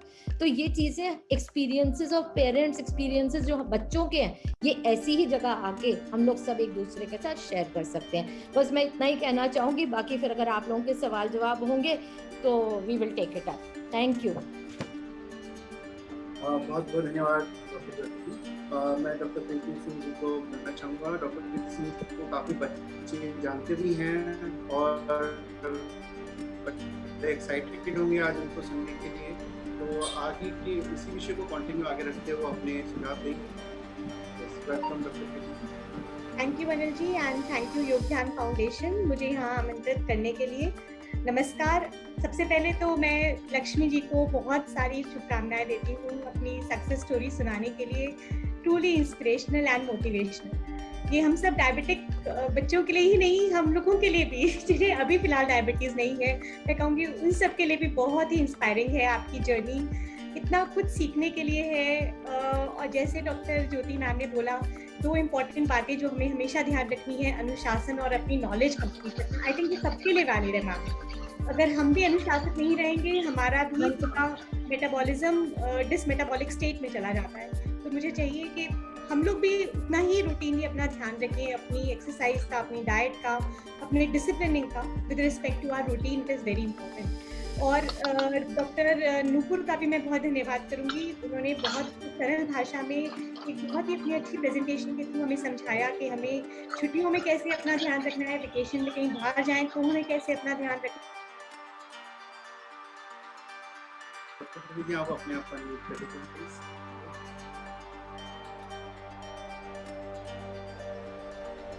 डॉक्टर प्रीति जी आप म्यूट हैं, प्लीज अनम्यूट करिए। हाँ, मेरी आवाज नहीं सुनाई दी क्या? नहीं दीदी अभी बच्चों के शोर आ रहे थे। अच्छा ओके। आखिर 1 मिनट को अगर आप कर लें तो ओके। तो क्योंकि समय का अभाव है तो सबसे पहले हम उन क्वेश्चंस पे चले जाते हैं जो हमारे चैट बॉक्स में है। अगर और भी कोई बर्निंग क्वेश्चंस हैं जो हमारे जो ऑडियंस हमसे पूछना चाहती है, हमें बहुत ही खुशी होगी उन सभी को आंसर करने में।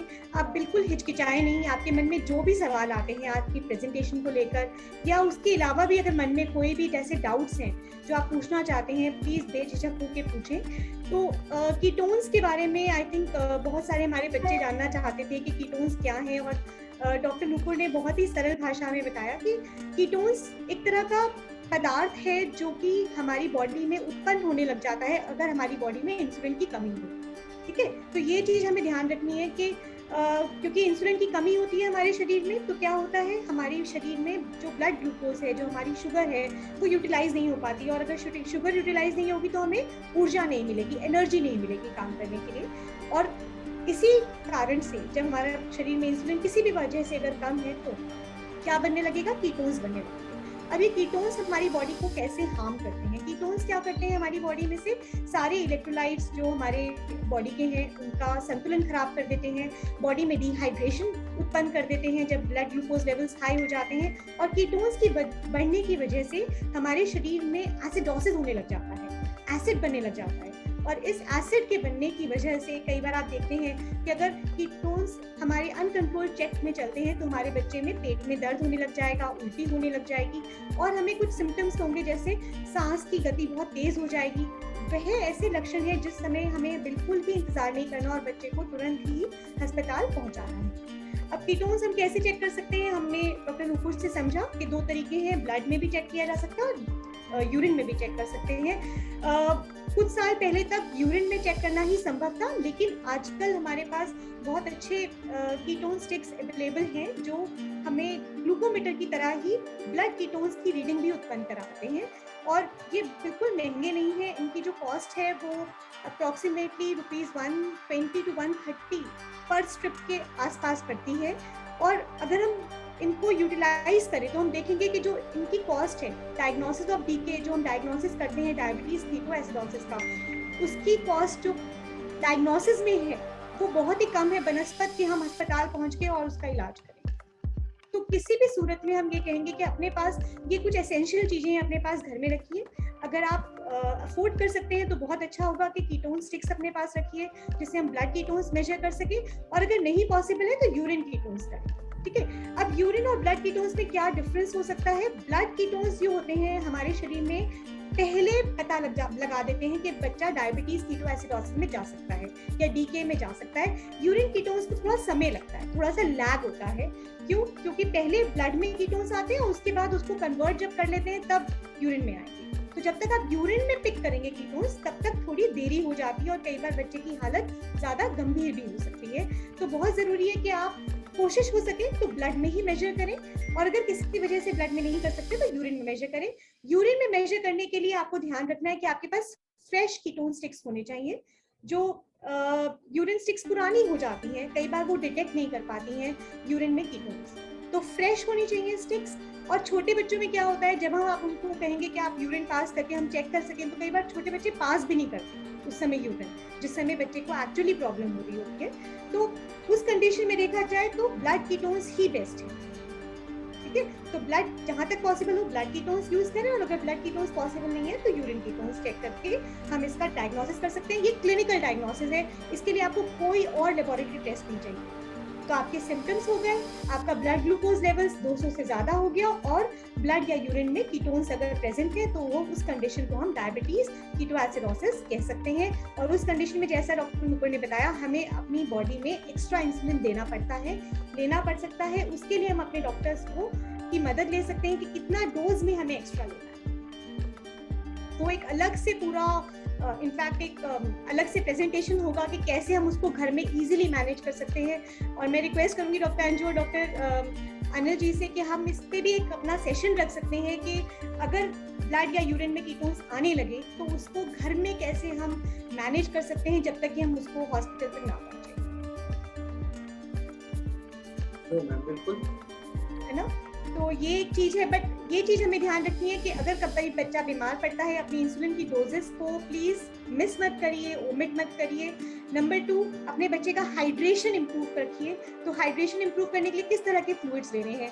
अगर आपकी शुगर की मात्रा 150 से कम है तो आप थोड़े से जिसमें ग्लूकोज की मात्रा हो वो वाले फ्लूइड्स ले सकते हैं, और अगर 150 से ज़्यादा आपकी मात्रा आती है ब्लड ग्लूकोज की तो आप वैसे लिक्विड्स दें जिसमें शुगर की मात्रा ना हो। तो वो कौन से लिक्विड्स हो सकते हैं? वेजिटेबल सूप हो सकता है, चिकन सूप हो सकता है, छाछ हो सकता है, बटर मिल्क जिसे हम कहते हैं, दूध ले सकते हैं आप अगर आप बच्चा पी सकता है। और बच्चे को फोर्स मत करिए, क्योंकि डायबिटीज कीटोएसिडोसिस में क्या होता है, बच्चे को वॉमिटिंग की सेंसेशन होती है, तो बच्चा खाना पीना बिल्कुल बंद कर देता है। तो उस कंडीशन में आप बच्चे के पास रख दीजिए ग्लास और एक चम्मच रख दीजिए और उसको कहिए सिप बाय सिप वो पीता रहे, खाता रहे, पीता रहे, ताकि उसका हाइड्रेशन बिल्कुल मेंटेन रहे। मैम कई बार ठंडे पदार्थ देने से ज्यादा आसान हो जाता है, वॉमिटिंग थोड़ी कम हो जाती है। हाँ, बिल्कुल ठीक कहा मैम। डॉक्टर प्रीति जी ने इतने सही तरीके से इन चीज़ों को समझाया। और सेकेंडली मुझे स्पोर्ट्स में एक वो रिले रेस याद आ रही है जिसमें 4 लोग एक बैलेट लेके भागते हैं, पहले वो 100 मीटर दौड़ता है, फिर दूसरा बैलेट पकड़ लेता है, वो 100 मीटर दौड़ता है, ऐसे चारों मिलकर के कम एनर्जी यूज करके वो रेस जीत जाते हैं। आज इसी तरीके की रेस हमारे यहाँ पे हो रही है। डॉक्टर सिद्धार्थ जी और डॉक्टर श्रीवास्तव जी आए, डॉक्टर नुपुर जी आए, डॉक्टर ज्योति जी आए, और अब डॉक्टर प्रीति जी ने मतलब इस तरीके से एक ही सब्जेक्ट को इतना खींच के और इतने सरल शब्दों में कि मैं समझ सकता हूँ कि इस वक्त बच्चों के माइंड में घुस चुका होगा ये पूरी तरीके से। पेरेंट्स काफ़ी एजुकेट हुए होंगे और अभी बाकी है पिक्चर, तो मैं डॉक्टर अंजू वर्मानी जी को बुलाना चाहूँगा तो वो इस डिस्कशन को कंटिन्यू थोड़ा आगे लेके जाएं और कुछ इम्पोर्टेंट पॉइंट्स से हमें रूबरू कराएं। थैंक यू डॉक्टर वर्मानी जी, बहुत स्वागत है आपका। अगर आप मेरा बैक मुझे मेरे हाथ में देते हैं तो मैं शुरू करती हूँ 2 सवालों से। एक तो आद्या की मम्मी ने आद्या ने पूछा बच्चे के लिए कि अगर शुगर कम हो तो क्या इंसुलिन मिस कर दें, और उसका जवाब है कि नहीं। जब आप खाना देना चाहते हैं, अगर बच्चा खाने की स्थिति में है, हम अब टीके की बात नहीं कर रहे हैं, पर अब बच्चा खाने की स्थिति में है, उसकी शुगर लो है, तो उस समय अगर आप इंसुलिन मिस कर देंगे तो खाने के बाद शुगर बहुत हाई बढ़ जाएगी। इंसुलिन देना ज़रूरी है, खाने से पहले देना ज़रूरी है, पर हम आमतौर पे कहते हैं कि आधे घंटे का गैप दीजिए खाने और इंसुलिन में। वो गैप बिल्कुल मत दीजिए और डोज कम कर दीजिए।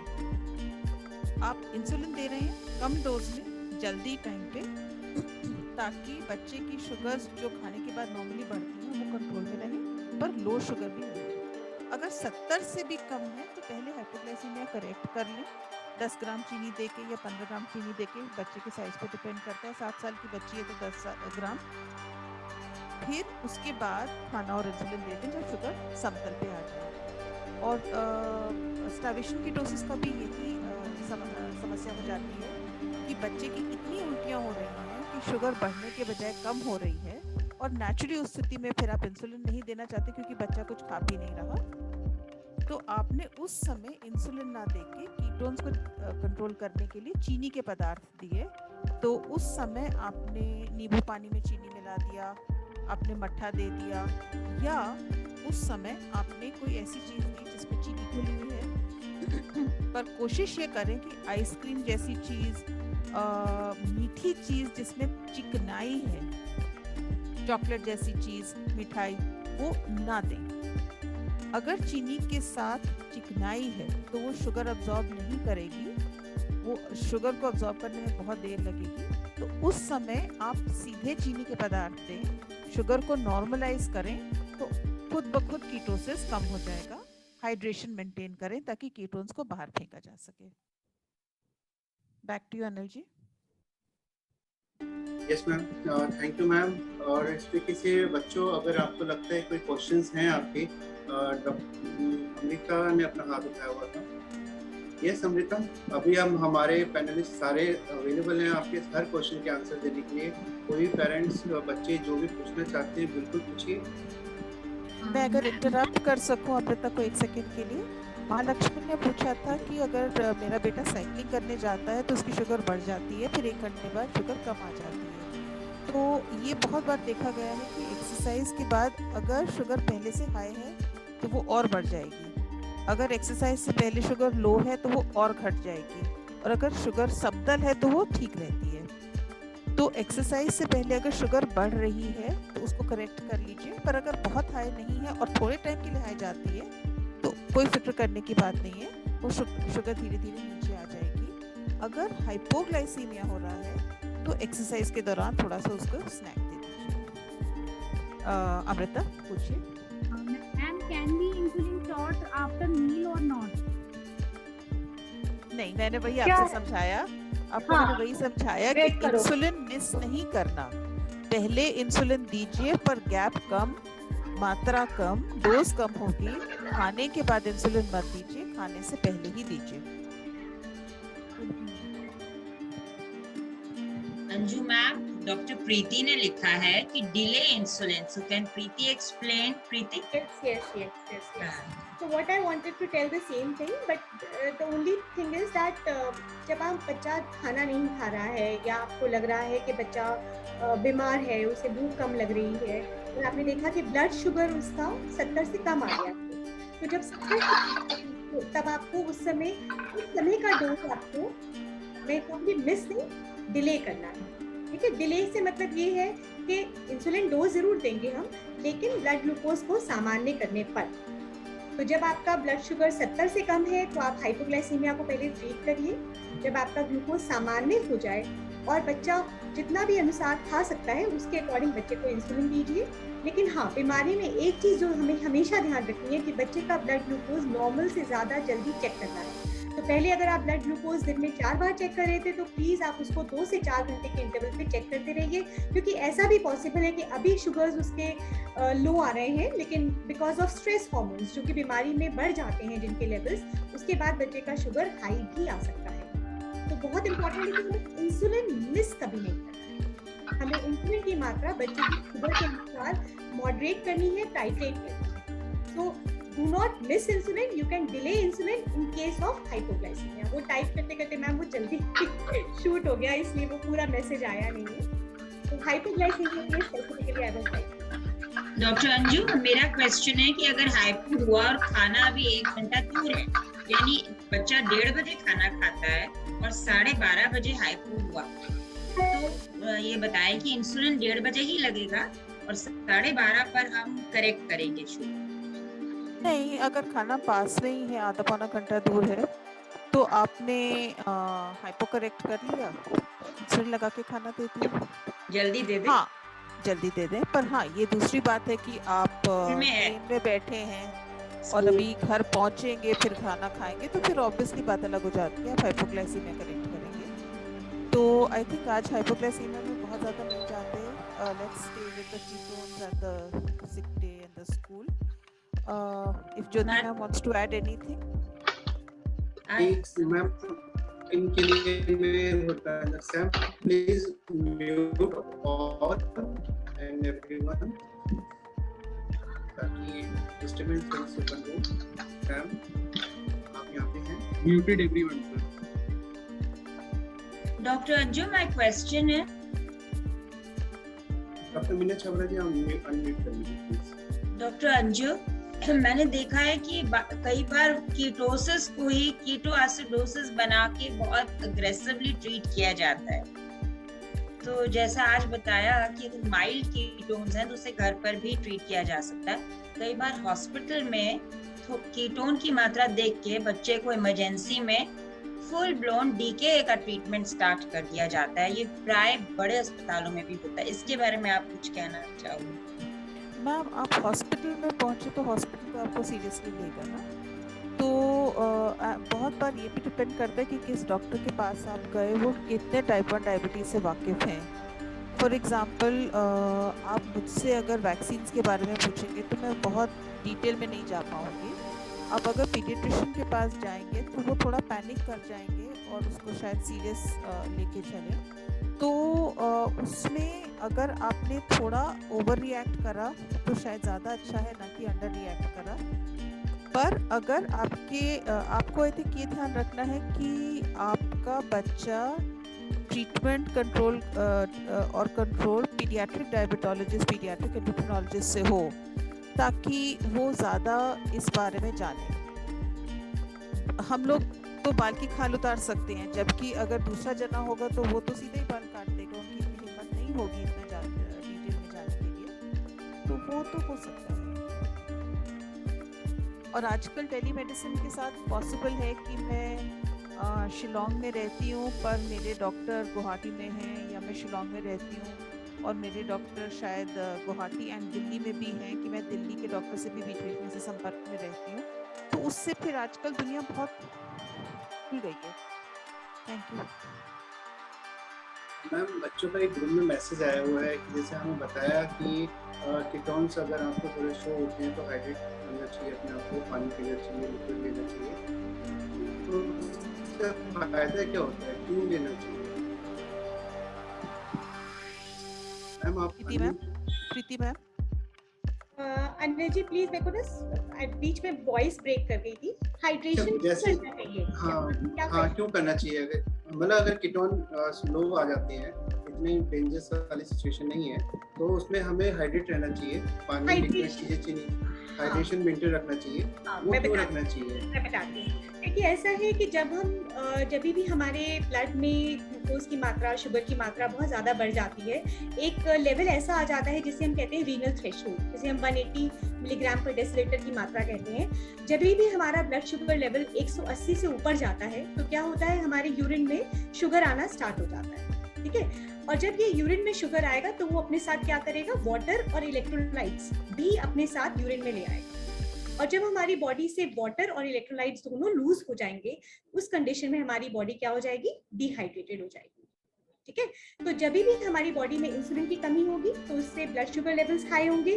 ब्लड शुगर लेवल्स की मात्रा 180 से ऊपर जाएगी तो उससे क्या होगा, यूरिन्स में जो हमारी ब्लड की, जो हमारे वाटर की मात्रा है, पानी की मात्रा और इलेक्ट्रोलाइट्स क्या होते हैं, जो हमारे ये सोडियम होता है, पोटेशियम होता है, ये सब हमारी शरीर से निकलकर हमारी यूरिन में निकलना शुरू हो जाता है। तो ऑब्वियसली हमारी बॉडी डिहाइड्रेटेड हो जाएगी। इनफैक्ट जब भी हमारे शरीर में इंसुलिन की कमी होगी तो क्या होगा, आप देखेंगे आप बार बार यूरिन पास करेंगे और हमें प्यास भी ज्यादा लगेगी, ठीक है। और इंसुलिन की कमी के होने के कारण ही क्या होगा, क्योंकि हमारा ब्लड शुगर यूटिलाइज नहीं हो पा रहा है, अपटेक नहीं हो पा रहा है, तो हमारी बॉडी में एनर्जी की भी कमी हो जाएगी और उस एनर्जी को प्रोड्यूस करने के लिए क्या होगा, फैट का ब्रेकडाउन स्टार्ट हो जाएगा और कीटोन्स हमारी बॉडी में उत्पन्न होने स्टार्ट हो जाएंगे। तो पूरी पैथोफिजियोलॉजी अगर हमें रूट कॉज समझ आ जाए तो हमें एक चीज समझ आती है, वो है हमारी शरीर में क्या मेन प्रॉब्लम क्या है, रूट कॉज क्या है, इंसुलिन की कमी, ठीक है। तो वो इंसुलिन की कमी बहुत सारे कारणों की वजह से हो सकती है। सिक डे में क्या होता है, मेन कारण ये होता है कि जो हमारी बॉडी में स्ट्रेस हार्मोन्स बन रहे हैं, जो एक्चुअली हमारी बॉडी में इन्फेक्शन से फाइट करने के लिए बहुत इंपॉर्टेंट होते हैं, तो वो स्ट्रेस हार्मोन्स हमारी बॉडी को बचा भी रहे हैं, लड़ने में भी हेल्प कर रहे हैं, लेकिन उनका एक डिसएडवांटेज होता है कि क्या करता है, हमारी बॉडी में शुगर की मात्रा बढ़ा देता है। तो नॉर्मली हमारे जो सिक डेज में, चाहे हमें भूख इतनी लग रही हो या ना लग रही हो, नॉर्मल इंसुलिन जितना हम लेते हैं बॉडी में वो तो चाहिए ही चाहिए, लेकिन इन स्ट्रेस हार्मोन्स को फाइट करने के लिए, को काउंटर एक्ट करने के लिए नॉर्मल से अधिक मात्रा में हमें इंसुलिन की रिक्वायरमेंट है, ठीक है। तो इसीलिए हम कहते हैं कि हमारी बॉडी में, जब हमारी बॉडी सिक कंडीशन में है, जब हमें हमारा अनवेलनेस की फीलिंग हो रही है, हम बीमार हो गए हैं, इन्फेक्शन हो गया है, तो नॉर्मल जितना हमारी बॉडी में इंसुलिन चाहिए वो तो लेना ही लेना है। इसके अलावा उन स्ट्रेस हार्मोन्स को फाइट करने के लिए हमें एक्स्ट्रा डोज ऑफ इंसुलिन चाहिए, ताकि हमारी ब्लड शुगर की मात्रा सामान्य रहे। जैसे ही ब्लड शुगर मात्रा 180 से ऊपर जाएगी, क्या होगा, शरीर से सारा वाटर और इलेक्ट्रोलाइट्स भी बाहर निकलने लग जाएंगे, हमारी बॉडी डिहाइड्रेट हो जाएगी। तो जब हम सिक डे मैनेजमेंट की बात करते हैं तो हम कहते हैं डू नॉट मिस इंसुलिन, ठीक है। सबसे पहली चीज है, इंसुलिन बिल्कुल मिस नहीं करना है। इंसुलिन की मात्रा हो सकता है हमें नॉर्मल से ज्यादा देनी पड़े। दूसरी चीज, कीप योरसेल्फ वेल हाइड्रेटेड। क्यों? क्योंकि शुगर की मात्रा ज्यादा है तो क्या होगा, ब्लड हमारा सारा बॉडी में से जो वाटर की मात्रा है वो कम होने लग जाएगी, डिहाइड्रेशन स्टार्ट हो जाएगा, और डिहाइड्रेशन होने की वजह से क्या होगा, हमारी टिश्यू परफ्यूजन इफेक्ट हो जाएगा, ठीक है। जो हमारे शरीर में खून का दौरान है, जो नॉर्मली हमारी बॉडी को हर जगह ऑक्सीजन देता है, वो हमारे बॉडी में कम होने लग जाएगा, जिसकी वजह से हम बहुत वीक, लेथार्जिक फील करेंगे, ठीक है। और क्योंकि हमारी बॉडी में कीटोन्स प्रोड्यूस होंगे, उससे हमें एक्सेसिव वॉमिटिंग हो सकती है, और वॉमिटिंग ज्यादा होने से फर्दर डिहाइड्रेशन हो जाएगी, है ना। तो एक विशियस साइकिल चलता रहेगा। तो उस विशियस साइकिल को कट करने के लिए हमें अपनी बॉडी में एक्स्ट्रा डोजेस ऑफ इंसुलिन चाहिए, अपनी हाइड्रेशन को मेंटेन रखना है, ये दूसरी चीज है, और नियमित रूप से रेगुलर तौर पे अपनी ब्लड शुगर और कीटोन्स को मेजर करते रहना है, ताकि हम अपनी इंसुलिन की डोजेस को टाइट्रेट कर सके। और किसी भी मोमेंट पे सिचुएशन अनकंट्रोल नहीं जानी चाहिए। प्लीज अपने नियर बाय डॉक्टर से कंसल्ट जरूर करें। ये नहीं कि घर में बैठकर ही सब कुछ अपना मैनेजमेंट कर सके, ठीक है। क्योंकि एक जो सिंगल मोस्ट चीज जो इम्पोर्टेंट है हमारी मोर्टालिटी को और मॉर्बिडिटी को प्रिवेंट करने के लिए, वो है जो हमारा डिले होता है डायग्नोसिस में डीके। जितना जल्दी हम डीके को पकड़ेंगे, उतना जल्दी हम उस चीज का निवारण भी कर सकते हैं, उसको रिजॉल्व करने में हेल्प कर सकते हैं।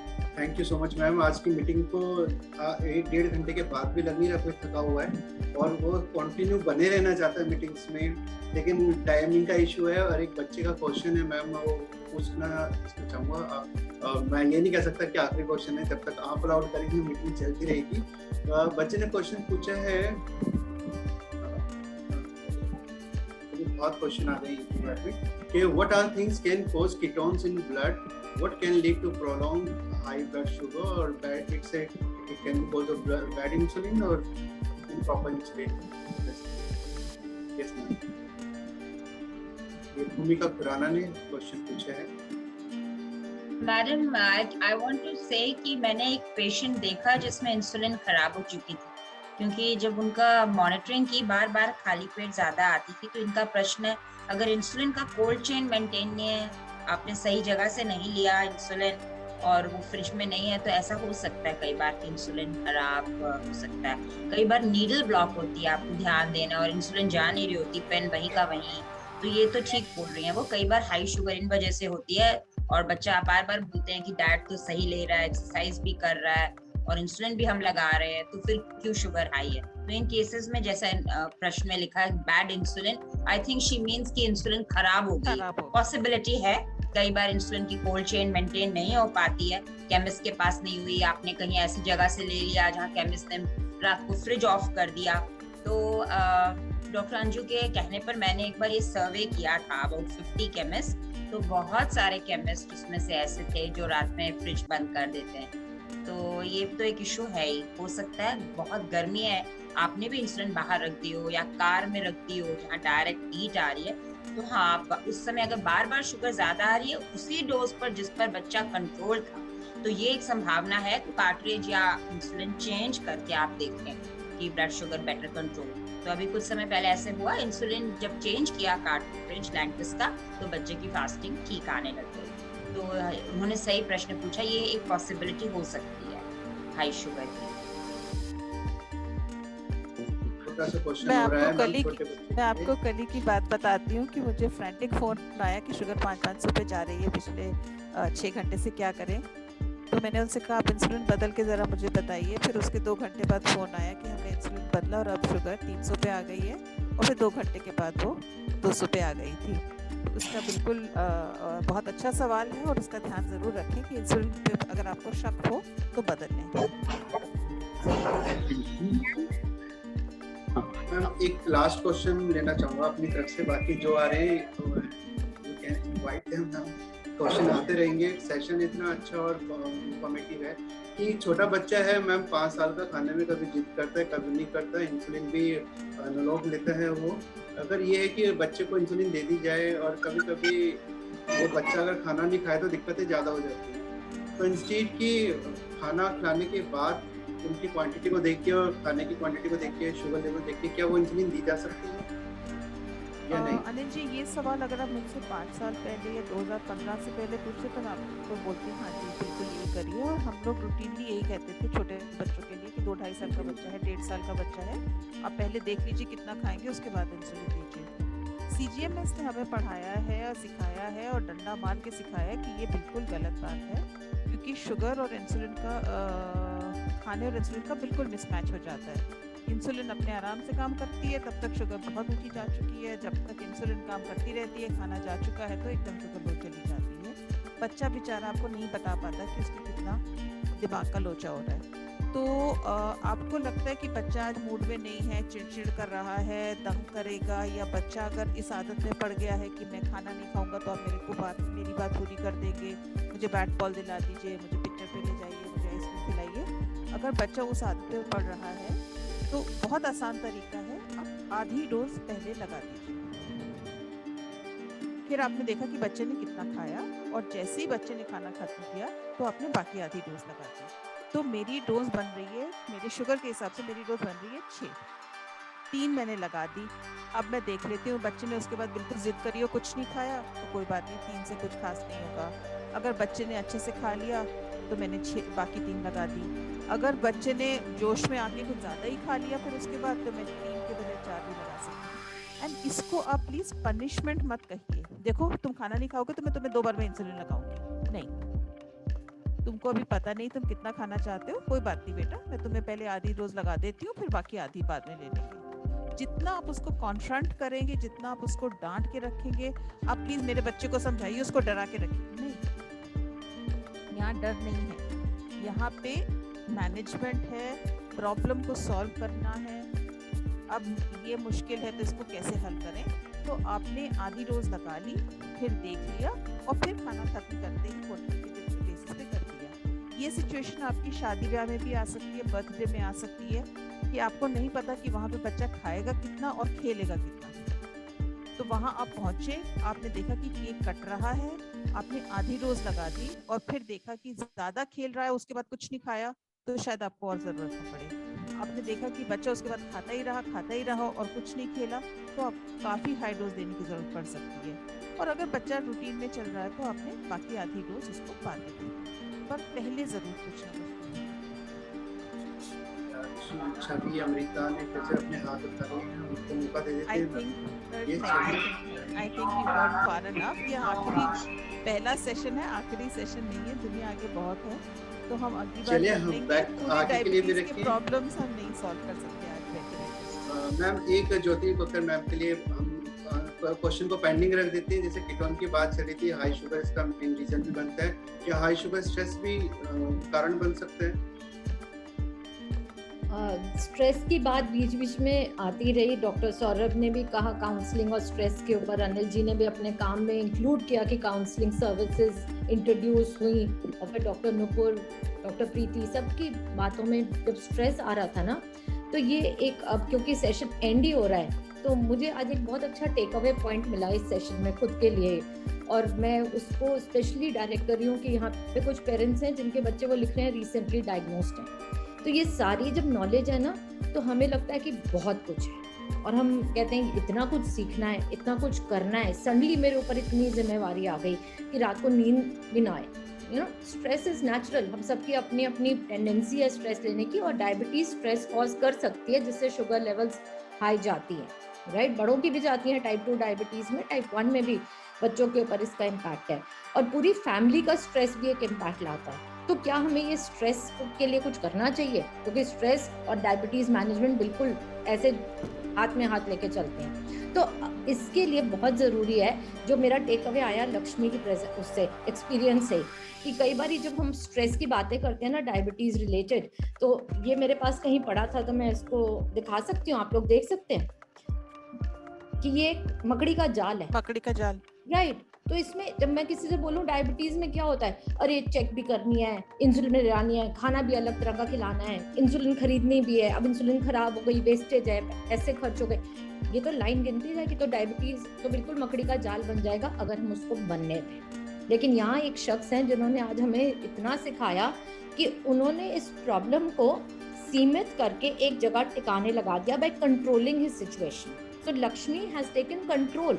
हर बारी देखिए उनकी बात में क्या है, फिर मैंने गूगल करा, पता लगा कि टॉकिंग मीटर भी आता है। जो चीजें थी उन्होंने उनको लिया, सीखा उनके बारे में, और अपने को स्टैंड अलोन अपने पैरों पे खड़ा कर लिया। तो उनकी लाइफ में डायबिटीज, बाकी सारा एरिया बहुत अच्छा है, he is living a good life, travelling across India. और कुछ लोग सोचेंगे कि अरे ये तो सारी मेरी लाइफ में घुस गई। ये चॉइस हमारी है, घुसने देंगे तो घुसती जाएगी, समस्याएं बढ़ती जाएंगी, लेकिन मुड़ के अपने क्वेश्चंस और अपनी लर्निंग ठीक करेंगे तो फिर ये चीज़ हमें उतना ही हैंडल करनी पड़ेगी कि हमारी लाइफ के बाकी हिस्से बिल्कुल ठीक चलेंगे, बिल्कुल नॉर्मल। तो ऐसे भी फैमिलीज हैं जो कहती हैं हम जा नहीं सकते छुट्टी पे, बाहर जाना बहुत मुश्किल है। ये सब डायबिटीज में कुछ भी इम्पॉसिबल नहीं है। Impossible is 100% possible if we take the right steps. तो लक्ष्मी तो is a live example in front of us, you know, कि nothing can stop you. So stress management पे ध्यान दीजिए कि घर में म्यूजिक लगा के जरूर रखिए, अपनी गार्डनिंग के काम जरूर करिए, 2-4 पौधे हम सब अपना ध्यान करें। पेरेंट्स और बच्चे सबके लिए बहुत जरूरी है। स्टोरीज, मूवीज, जो मर्जी करना है, नॉर्मल लाइफ जीना बहुत जरूरी है। इफ यू लेट गो, छोड़ दोगे तो ये तो बस सब जगह घुस जाती है। कोई भी चीज, ये बीमारी नहीं, और भी बीमारियां हमें तंग करेंगी, बहुत चीजें तंग करेंगी कई। तो इसलिए मैं इसी पे कंक्लूड करना चाहूंगी कि for everyone that let us not give more space to diabetes and let us do it with our control and learning। मुझे तो बहुत अच्छा लगता है ऐसे हर सेशन में बैठ के, क्योंकि कुछ ना कुछ सीखने को मिलता है जो मेरे दिमाग में बहुत दिनों तक चलता है। So let us revise with examples। और यहाँ और भी बच्चे हैं जो आगे आके अपनी लाइफ शेयर करना चाहेंगे, तो शायद ये फोरम हमें उनसे भी मिलवाएगा। I look forward to that। Thank you। कुछ इंटरेस्टिंग खाना बनाना सीखें। वो तो बहुत ही अच्छा रहता है। ये हम एक पार्ट को आपके अकॉर्डिंग लेते रहेंगे मैम नेक्स्ट सेशन में, और कंटिन्यू इसी तरीके का बना के चलेंगे। तो अब मैं छवि, जो डायबिटीज एजुकेटर है, रिसेंटली इन्होंने अपना डायबिटीज एजुकेटर स्पाइट के अंदर में कवर किया है और कंप्लीट किया है। तो मैं बुलाना चाहूँगा छवि और सैम को। ये और बहुत बहुत थैंक्स देना चाहता हूँ, ये रात के 12 बजे तक मेरे साथ काम करते रहे मीटिंग को ऑर्गेनाइज करने के लिए। आज सुबह भी इनके बहुत एफर्ट्स हैं, और ये हमारे लिए बड़ी अच्छी बात होती है मैम, जो YDF को जिन्होंने 10 साल पहले ज्वाइन किया था, आज वो YDF को इतना रनअप कर रहे हैं, और आप सबकी ब्लेसिंग के साथ हम आगे बढ़ रहे हैं। इसके लिए बहुत बहुत शुक्रिया आप सभी का। मैं बताना चाहूँगा Sam, Gulati and Chhavi, please come and close the session. Can you decide, please come. Thank you very much, sir. Thank you very much, Anju ma'am, Dr. Preeti, Dr. Nupur, Dr. Jyoti Kakkad। एक बार clapping करवा देते हैं सभी बच्चों से। Thanks a lot। And Chavi, please join me, and a big thanks to Chavi also. This is from the bottom of the heart. This was our first session, and with all the blessings and guidance of everyone, we hope to continue this spirit further and do much more good, and with ourselves also, because we are also type 1 diabetic. So ma'am and everyone, thank you very much for the information, for the motivation, and for the continuous support. We keep on आज Narayan, we heard Narayan ji, so it seems like हमारी problem तो बहुत छोटी है the way. So thank you, thanks is the only word, and we got a courage today. So Chavi can take ahead and just present the certificate for token of appreciation to all, sir. Thanks a lot. Thanks के साथ अगर एक शब्द और हो जाए तो, और वो ये है कि सबने अगर अप्रिशिएट किया तो नेक्स्ट मीटिंग कब है? नेक्स्ट मीटिंग हम कोशिश कर रहे हैं कि next second Sunday off every month, तो अगर कोई दिक्कत हो किसी कहीं पे तो हम उसको मैनेज कर सकते हैं आगे पीछे, लेकिन अदरवाइज हमारा ये second Sunday off every month continue चलेगा। तो और 10 आपसे हम जुलाई बीच में 10 जुलाई को यस मैम, बिल्कुल it is on second Sunday, yes ma'am 10 जुलाई, और नए टॉपिक के साथ। और इसमें इस के लिए सैम मैं ये भी कहना चाहूँगा, डॉक्टर अंजू विरमानी जी, डॉक्टर प्रीति जी, नूपुर जी और डॉक्टर ज्योति कक्कर जी का बहुत बड़ा रोल रहा है। टॉपिक मैनेजमेंट सेकंड में इनसे राय लेते रहता था और आपको पास ऑन करता रहता। Thank you so much. Yes please continue. Chhavi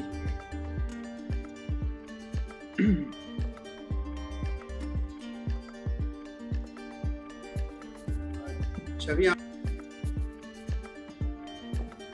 Sir, is it audible now? Yes, please. Yes, Chavi. Welcome. So thank you, ma'am. Thank you, each and everyone, panelists, guest speakers, moderators, each and everyone, Lakshmi, for their valuable knowledge which they have shared today.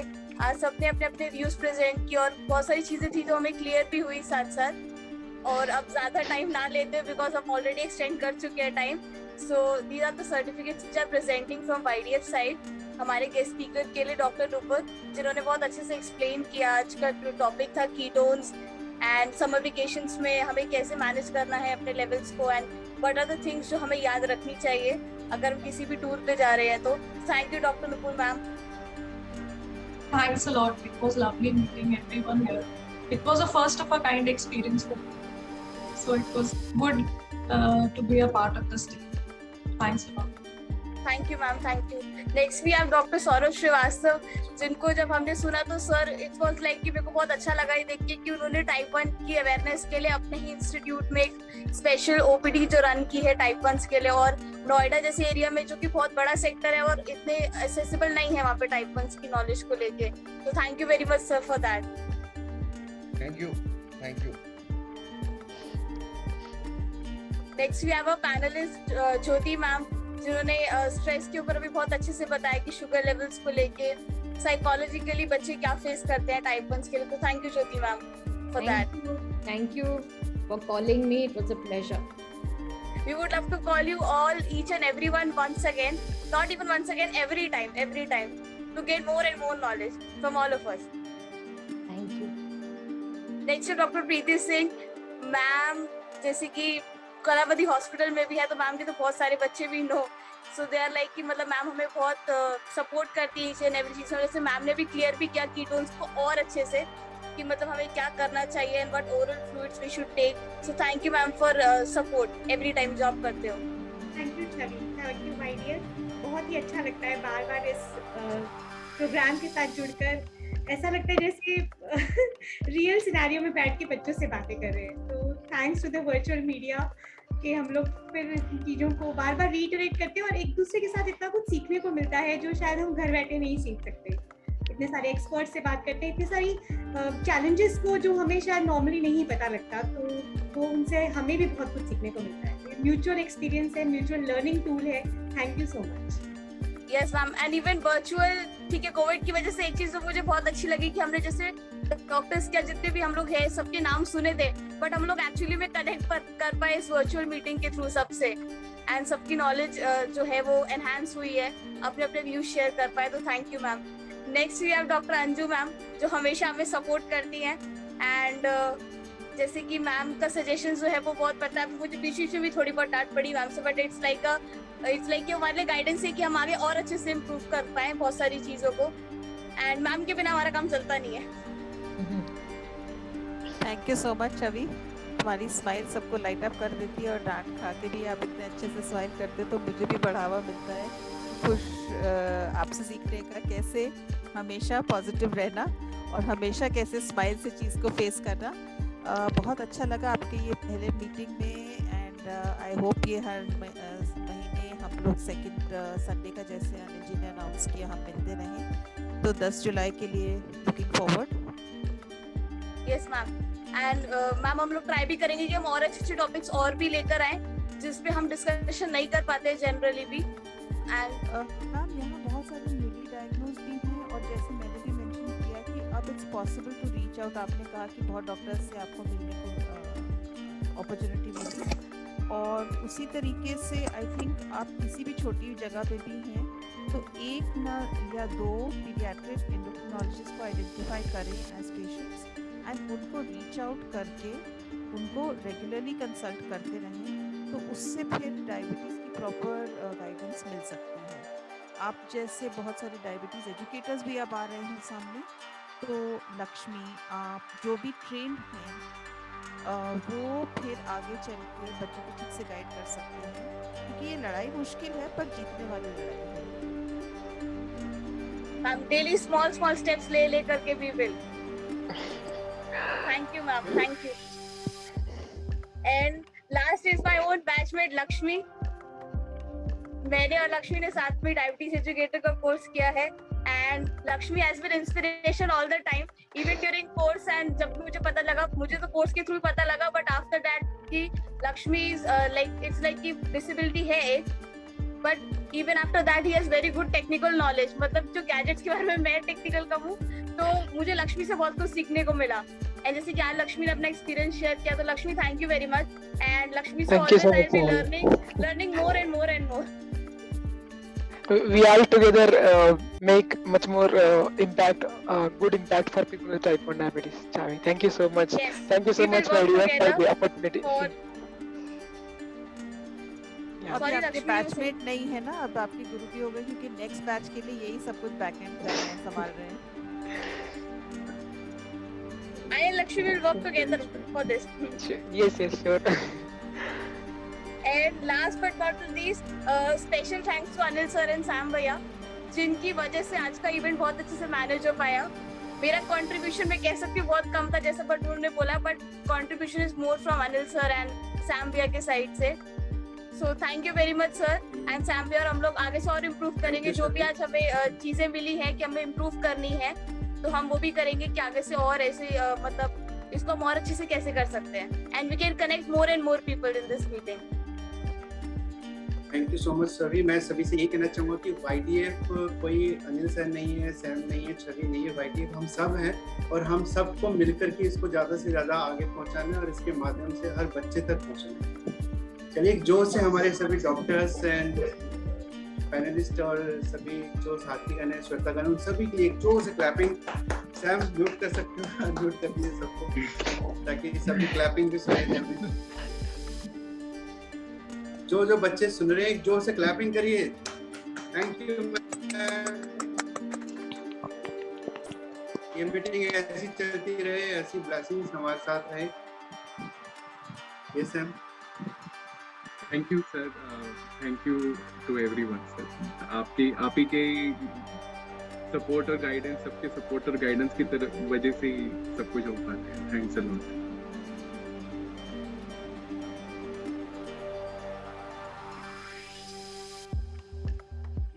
ये ma'am meeting हमारे YouTube पे available हो जाएगी बड़ी जल्दी ही। हमने कोशिश की है इसको लाइव स्ट्रीम करने की, लेकिन पहला है हमारा सेशन, हो सकता है कुछ टेक्निकल प्रॉब्लम हो उसमें, तो वो हम नेक्स्ट टाइम से रिजॉल्व कर देंगे।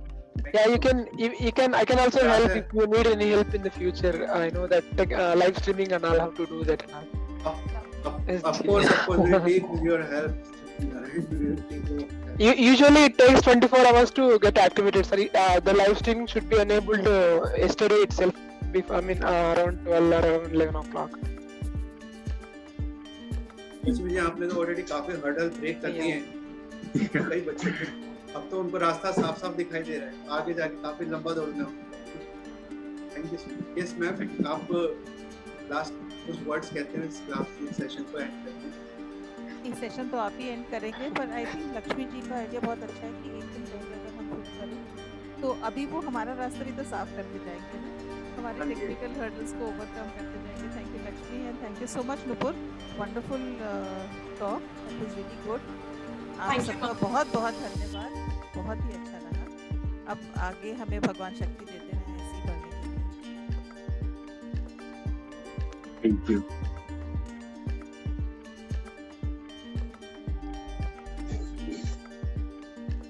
Signing off. Thank you. Thank you. Thank you.